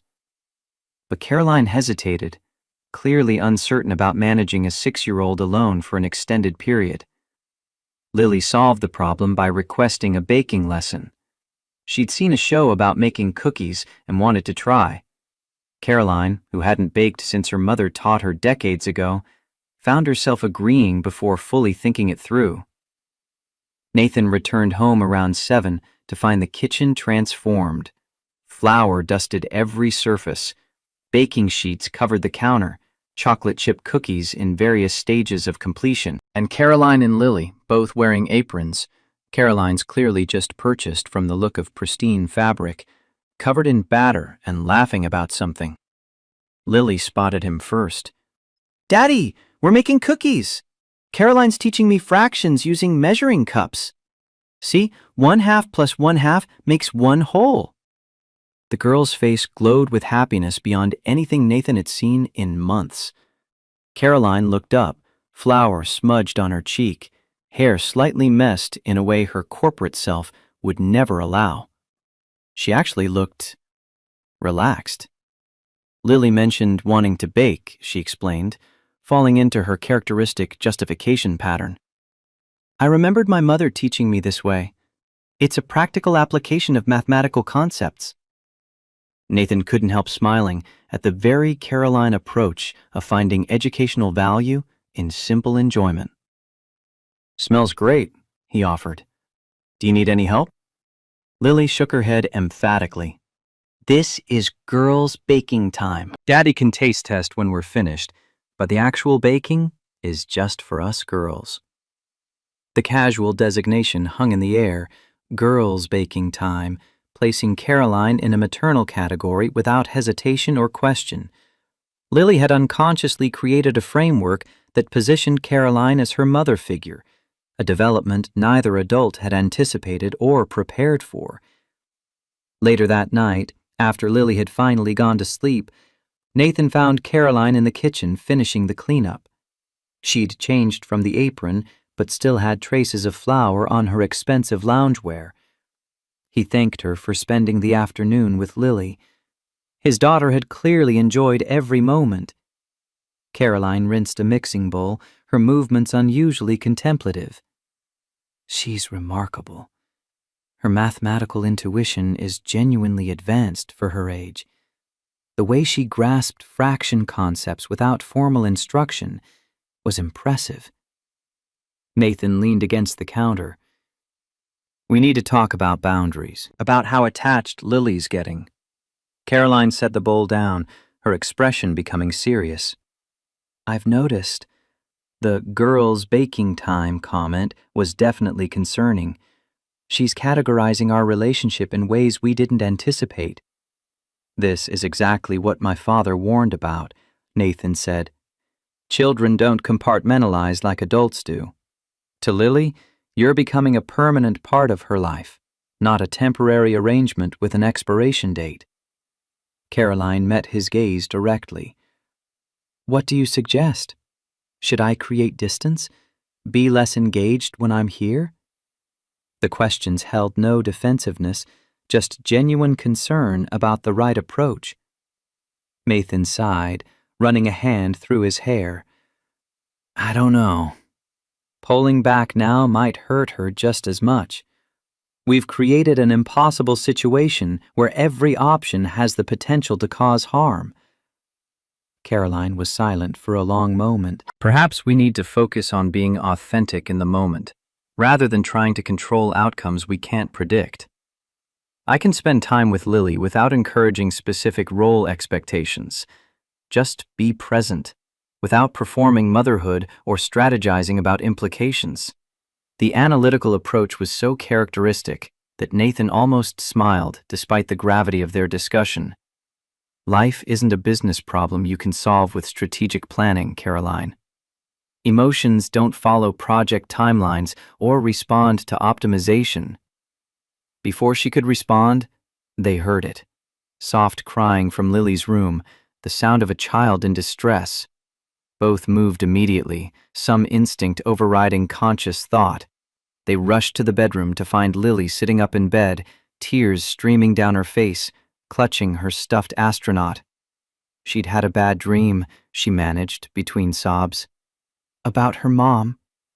About the car accident she didn't actually remember, but had constructed in her imagination from overheard fragments and her own fears. Nathan sat on the bed's edge, pulling Lily into his arms with practiced comfort. "You're safe. It was just a dream. Daddy's here." He rocked her gently, murmuring reassurance in the tone that had soothed countless nightmares over the years. Caroline hovered in the doorway, uncertain of her role. Should she leave? Stay? What was appropriate in this moment that felt simultaneously intimate and fragile? Lily saw her through tears, reaching out one small hand. "Caroline, will you stay? Please?" The request carried such hope and need that refusing felt impossible. Caroline looked at Nathan, silently asking permission. He nodded slightly, acknowledging what they both knew. Lily needed whatever comfort they could provide, regardless of how it complicated their arrangement.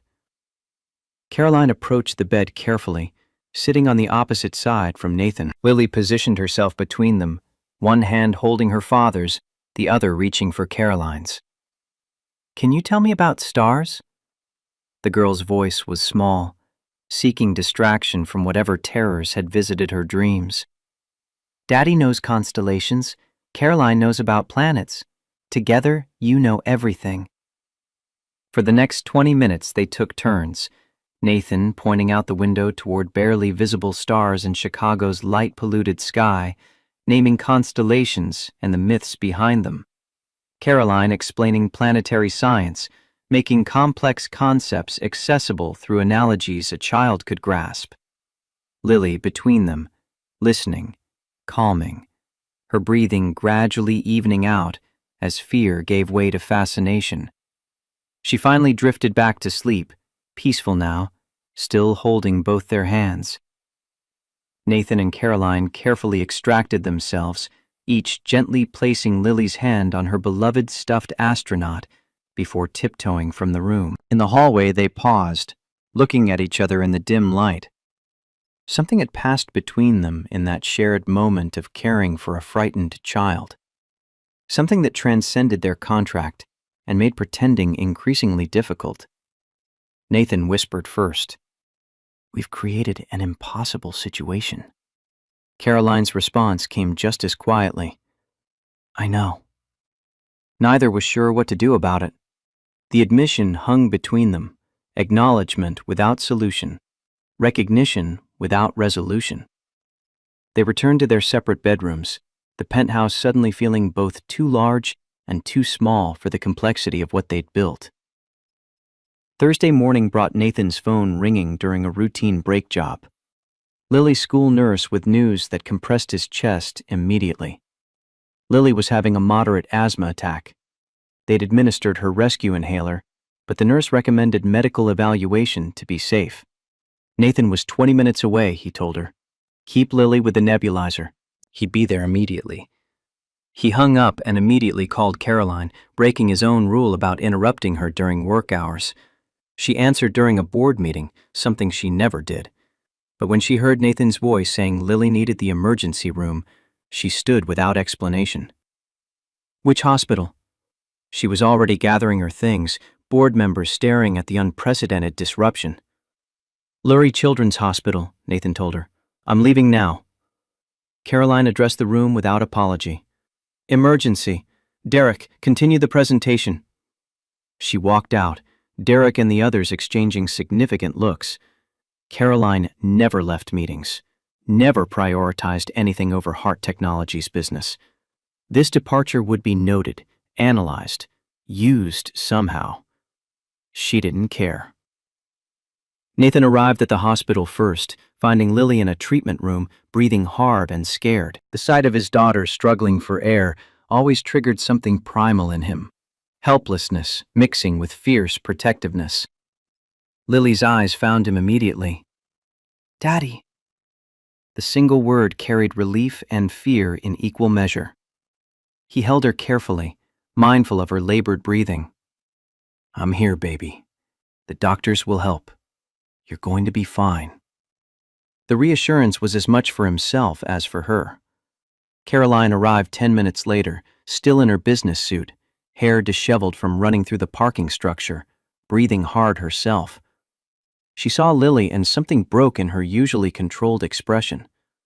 The mask slipped completely, revealing raw concern underneath.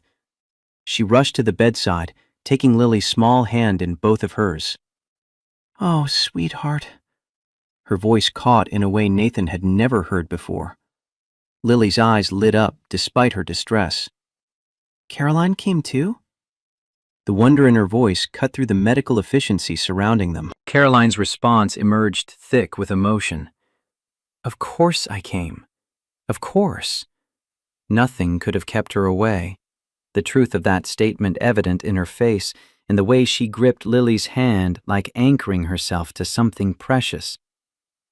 Dr. Patel arrived, the specialist Caroline's connections had secured, reviewing Lily's chart and quickly adding corticosteroids to the treatment. The girl would be fine, she assured them, But this episode indicated her current regimen wasn't preventing flare-ups adequately. They should discuss treatment adjustments. 90 minutes later, Lily was stable, breathing easier, drowsy from medications. Nathan and Caroline sat in consultation with Dr. Patel, listening to recommendations that carried financial implications neither could have imagined 6 months ago. The current approach wasn't preventing episodes, Dr. Patel explained.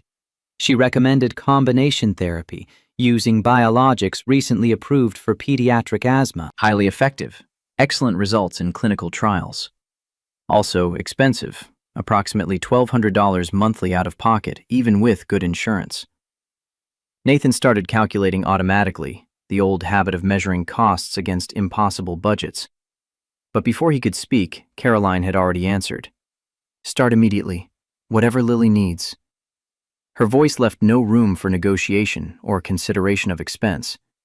Dr. Patel nodded, making notes. She'd write the prescriptions. They should see significant improvement within weeks.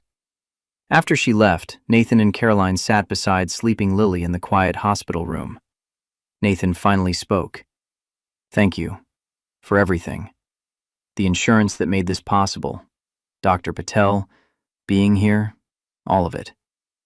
Caroline watched Lily's peaceful face, her voice distant. I was terrified. Sitting in that meeting, and the phone rang, and all I could think was getting to her, getting here. She turned to Nathan, something raw and unguarded in her eyes. I've never left a board meeting before. Not once in 3 years as CEO, but I heard your voice, and nothing else mattered except making sure she was okay. She paused, seeming to struggle with articulation. This isn't... Our arrangement specifies certain obligations, but what I felt wasn't obligation, it was... She couldn't finish the sentence, because she didn't know how to classify what she'd felt. Genuine fear. Real terror at the thought of Lily seriously hurt.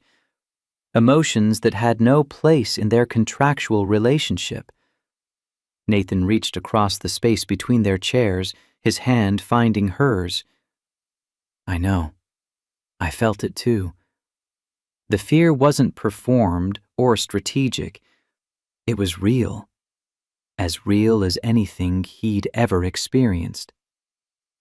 They sat in silence, hands linked, both recognizing the truth they'd been avoiding. This had stopped being pure performance somewhere along the way. The boundaries they'd so carefully established were dissolving, replaced by something neither had planned for or knew how to navigate. Lily stirred, her sleepy voice cutting through the moment. Are you both still here? The question carried such hope that answering felt inevitable. Yes, sweetheart, they replied in unison, the coordination unconscious. We're here. Lily smiled, eyes drifting closed again. Good. I like when you're both here together. It feels right. The simple statement hung in the air after she returned to sleep. Nathan and Caroline's hands remained linked on the hospital bed rail. Neither was certain when they'd reached for each other. Neither pulled away, choosing instead to sit in the truth Lily had articulated better than either adult could. That somehow, against all logic and planning, this felt right in ways that terrified them both. 3 months into the arrangement, early December brought Chicago's first real snow. Caroline stood at her office window watching flakes accumulate on the ledge, her mind less on the quarterly reports awaiting review than on the precarious balance they'd achieved. The sterling investment had been secured 2 weeks prior, signed with ceremony and congratulations. The board had renewed their confidence in her leadership. By every measurable metric, the arrangement had succeeded beyond initial projections. Yet success felt hollow when measured against complications nobody had quantified in contracts.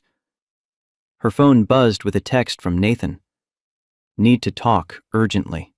Derek came to the garage.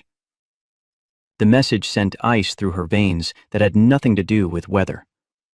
She was in meetings until 6, she texted back, already knowing that response was inadequate. They needed to strategize, to prepare, to mount whatever defense would protect what they'd built. His reply came terse. "Talk tomorrow, then."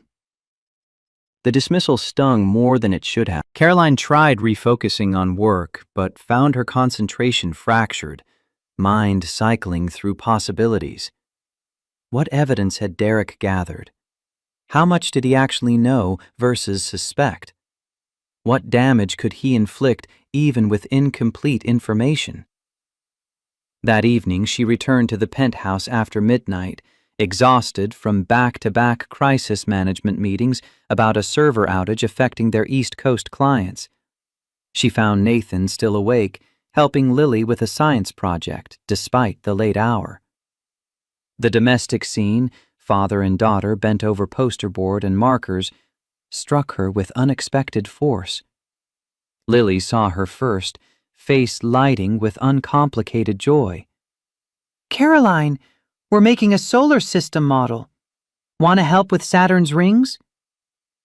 The invitation was so guileless, so assuming of Caroline's permanent place in their lives, that accepting felt both natural and terrifying. She set down her briefcase and joined them at the dining table, listening to Lily explain orbital distances while Nathan cut careful circles from construction paper. Only after Lily had gone to bed did they finally talk. Nathan's confrontation with Derek had been brief but pointed.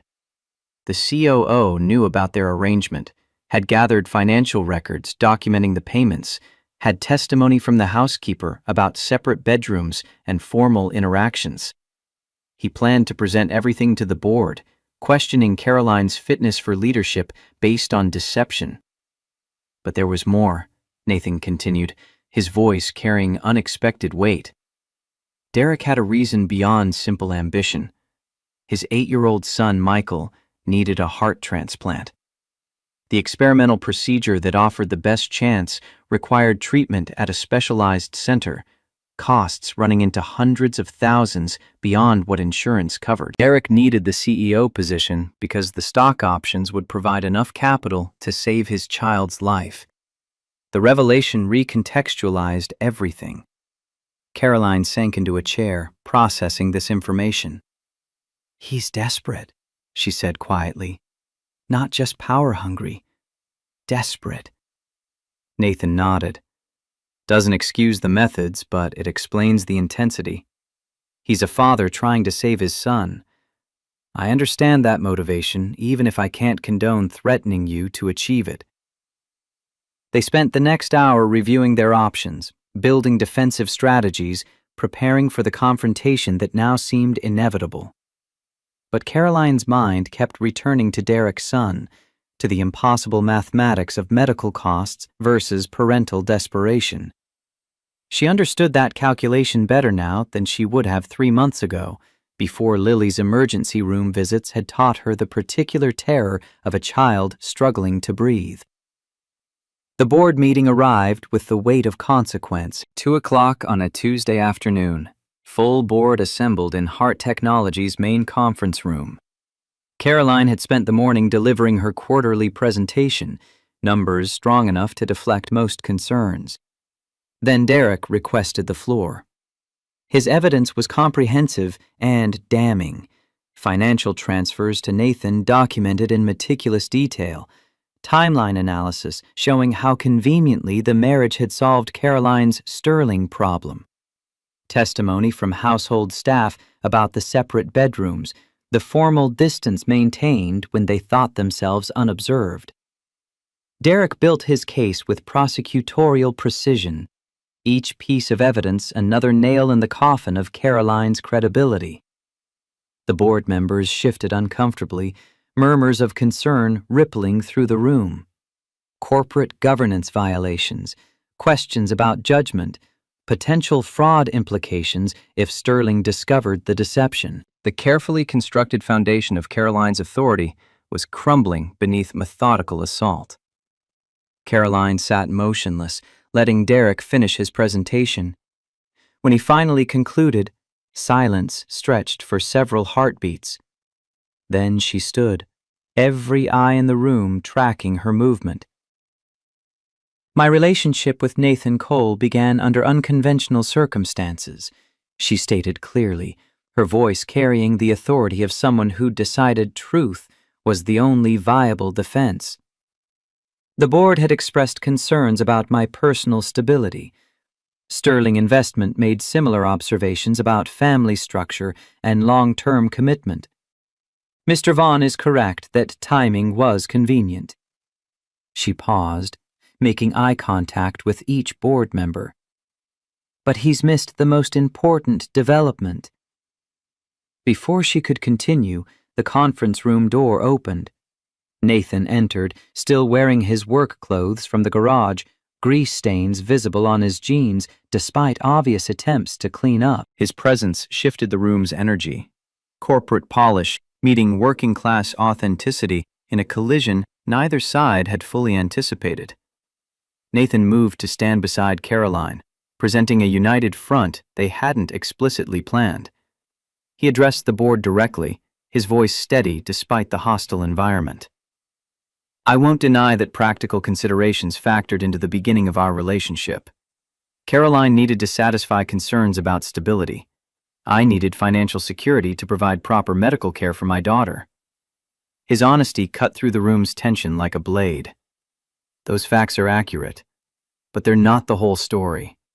He looked at Caroline, and something passed between them that transcended performance.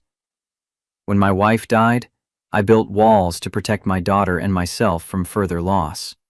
I told myself I'd never let anyone that close again. But Caroline found her way through those defenses, not through strategy or calculation, but through genuine care for my daughter, through showing up when Lily needed her, through becoming essential to both of us in ways I never anticipated. His words carried a weight that shifted the room's attention from scandal to something more complex. Whether this board recognizes our relationship or not, what we've built matters. It's worth protecting. It's worth fighting for. Not because a contract obligates us, but because it's become real somewhere along the way. Caroline felt something crack open in her chest, a vulnerability she'd spent years armoring against. She turned to the board, abandoning the defensive strategy they'd prepared. When my father built this company, he taught me that success requires adaptation, that rigid thinking leads to obsolescence. What Nathan and I created may have unconventional origins, but its current value is genuine. She looked at Derek, her voice firm. You've spent so much energy exposing how we began that you've missed what we've become.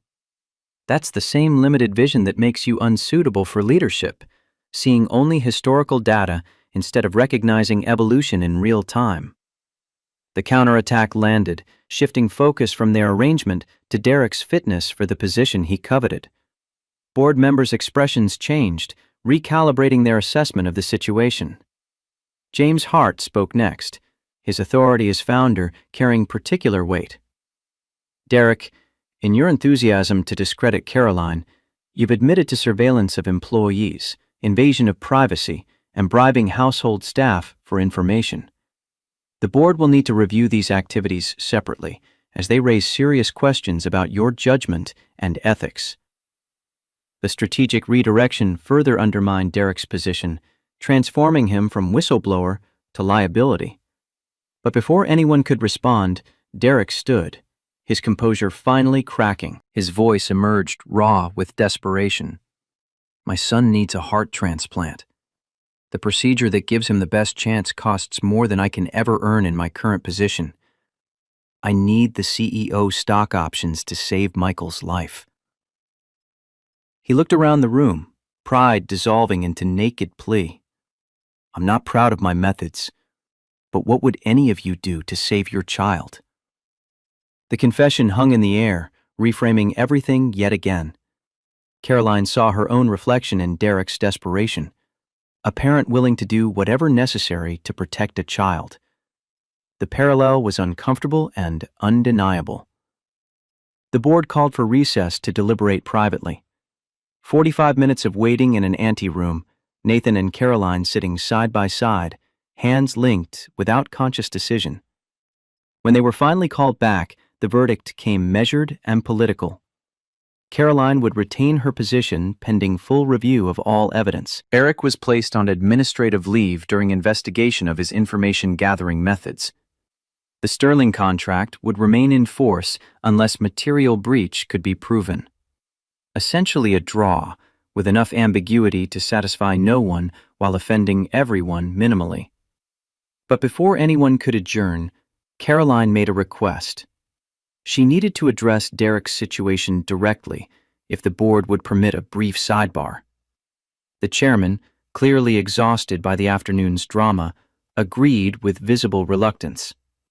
Caroline turned to Derek, her voice losing its corporate armor. "Tell me about Michael. What exactly does he need?" Derek looked suspicious of the question, but answered. "Experimental procedure at Boston Children's Hospital. Specialized surgeons, extended recovery, immunosuppressant protocols. Total cost around $300,000 after insurance." Caroline glanced at Nathan, seeing understanding in his eyes. "We'd like Heart Technologies Charitable Foundation to cover Michael's medical expenses. All of them. No strings, no obligations beyond Derek's resignation as COO, an agreement to transition his responsibilities over the next month." The board erupted in surprised murmurs. Derek stared at her, incomprehension fighting with desperate hope. "Why would you do this? After what I tried to do?" "Because I understand desperate fathers trying to protect their children," Caroline replied simply. "Because kindness isn't weakness. It's often the bravest choice available. And because perpetuating cycles of harm serves no one's interests, including our own." Nathan added his voice. "Lily's health taught me that nothing matters more than your kid. You were wrong in your methods, but not your motivation. We can't fix everything, but we can fix this." Derek's composure shattered completely. The proud executive broke down, weeks of accumulated terror and stress releasing in a rush. The board, clearly uncomfortable with such raw emotion in their polished conference room, quickly agreed to Caroline's proposal and adjourned.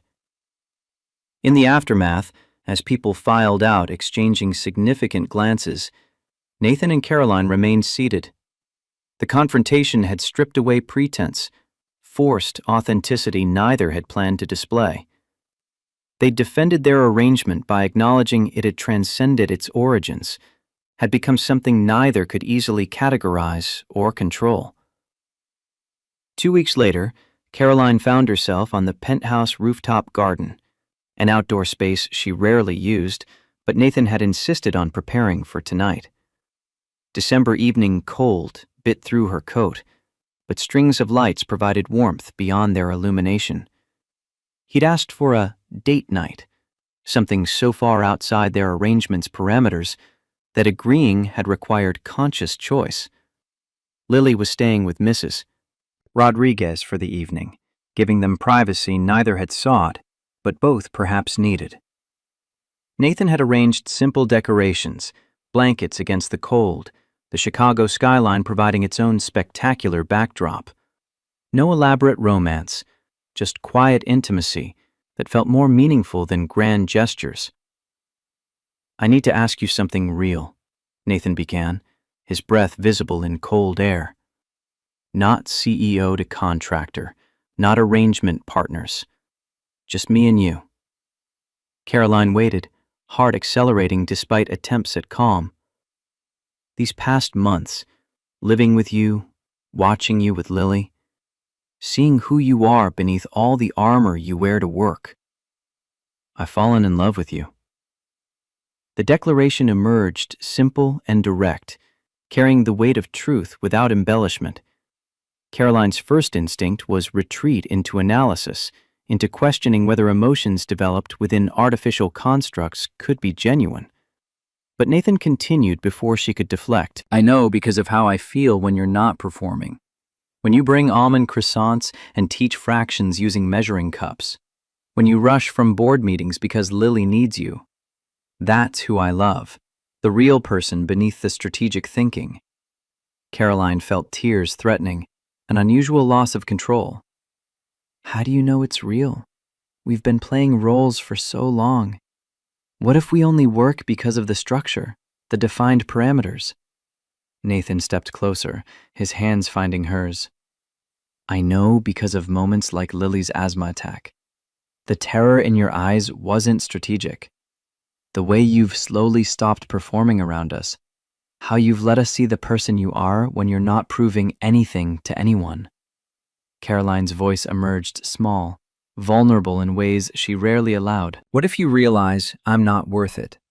That underneath all the success and capability, I'm just scared and lonely and have no idea how to actually be in a relationship. Then we figure it out together, Nathan replied. No contracts, no timelines, just two people choosing each other every day because we want to, not because we're obligated to.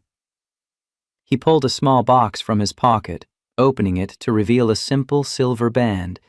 Nothing extravagant, just honest craftsmanship. I know you have jewelry worth more than this, but I bought this with my own money. As Nathan asking Caroline, not as part of any arrangement. Will you marry me? For real this time?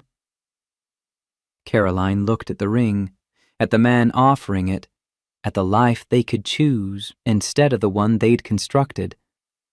The answer emerged through tears. Yes. But I want to do it right. Real wedding, real vows, real choice. Their kiss held none of the restraint from their courthouse ceremony. Just two people who'd found unexpected love in the strangest circumstances, choosing to make it official, not because anyone demanded it, but because they genuinely wanted forever together. 6 months later, June sunshine sparkled off Lake Michigan at the Hart family estate. 30 guests gathered on the private beach, an intimate ceremony that bore no resemblance to their efficient courthouse transaction. Lily served as flower girl again, this time in a dress she'd helped Caroline pick, her joy uncomplicated by confusion about what was happening. Morgan stood as maid of honor, her earlier skepticism transformed into genuine happiness for her friend. James walked Caroline down a makeshift aisle, his eyes bright with satisfaction at seeing his daughter choose love over strategy. The Sterlings had sent traditional congratulations and a generous gift, their note expressing appreciation for the honesty Caroline and Nathan had demonstrated. Even Derek attended with Michael, the boy's recovery progressing well. Both of them living proof that compassion could break cycles of competition and harm. Caroline's vows came from the heart rather than careful preparation. I'm good at contracts but terrible at feelings. You taught me that the best partnerships can't be planned or optimized. They just are, if you're brave enough to let them. I choose you, Nathan Cole, every day from this one forward. Nathan's response carried equal weight. I thought I'd had my chance at love and lost it forever. You proved me wrong, showed me my heart wasn't as closed as I'd convinced myself. I choose you, Caroline Hart, for all the messy, unplanned, beautiful days ahead. Lily added her own contribution, spontaneous and perfect. I choose you too, Caroline, as my mom, the choosing kind, not the born kind, but just as real. Not a dry eye remained among the witnesses. James offered a toast about unconventional paths, sometimes leading to the most meaningful destinations. Morgan spoke of watching Caroline become fully herself for the first time in 15 years of friendship. Derek's brief words acknowledged the grace that had saved his son and taught him about leadership beyond ambition. The reception was small and genuine, dancing on the beach as the sun set, Lily positioned between Caroline and Nathan for their first dance as a real family. The song was admittedly cheesy, the choreography non-existent, their laughter as they stepped on each other's feet absolutely authentic. Later, as guests began departing, Caroline stood with Nathan, watching Lily play with Michael at the water's edge, both children healthy and happy in ways that had seemed impossible months earlier. "This started as the most practical decision I ever made," Caroline observed. "Pure strategy, clear objectives, defined outcomes." Nathan's arm came around her waist and became the best decision you ever made for completely different reasons. She leaned into him, feeling truly home in a way that had nothing to do with addresses or square footage. "Best contract I never finished," she murmured. Nathan laughed.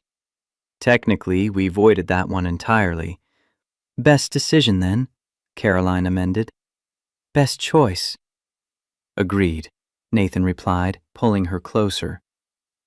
"Now let's go make sure our daughter doesn't convince Michael that jellyfish are friendly." They walked toward the children together, the setting sun painting everything gold and perfect. Not because they'd planned it that way, but because sometimes the most extraordinary things emerged from the most unlikely beginnings. Sometimes arrangements became real. Sometimes business deals transformed into love stories. And sometimes, if you were brave enough to let go of control, life surprised you with exactly what you needed in forms you never anticipated. The unconventional merger had succeeded beyond any metric they'd originally defined. Not because it satisfied board requirements or secured investments, but because it had built something genuine from strategic foundations. A family created through choice rather than obligation. Love that emerged from transaction but transcended its origins entirely. As Lily's laughter carried across the beach and Nathan's hand found Caroline's, she understood finally what her father had meant about life not respecting imposed boundaries. What mattered wasn't how things began, but what you chose to build from unexpected starting points. And they had built something beautiful, messy and complicated, and absolutely worth every risk they'd taken to get here.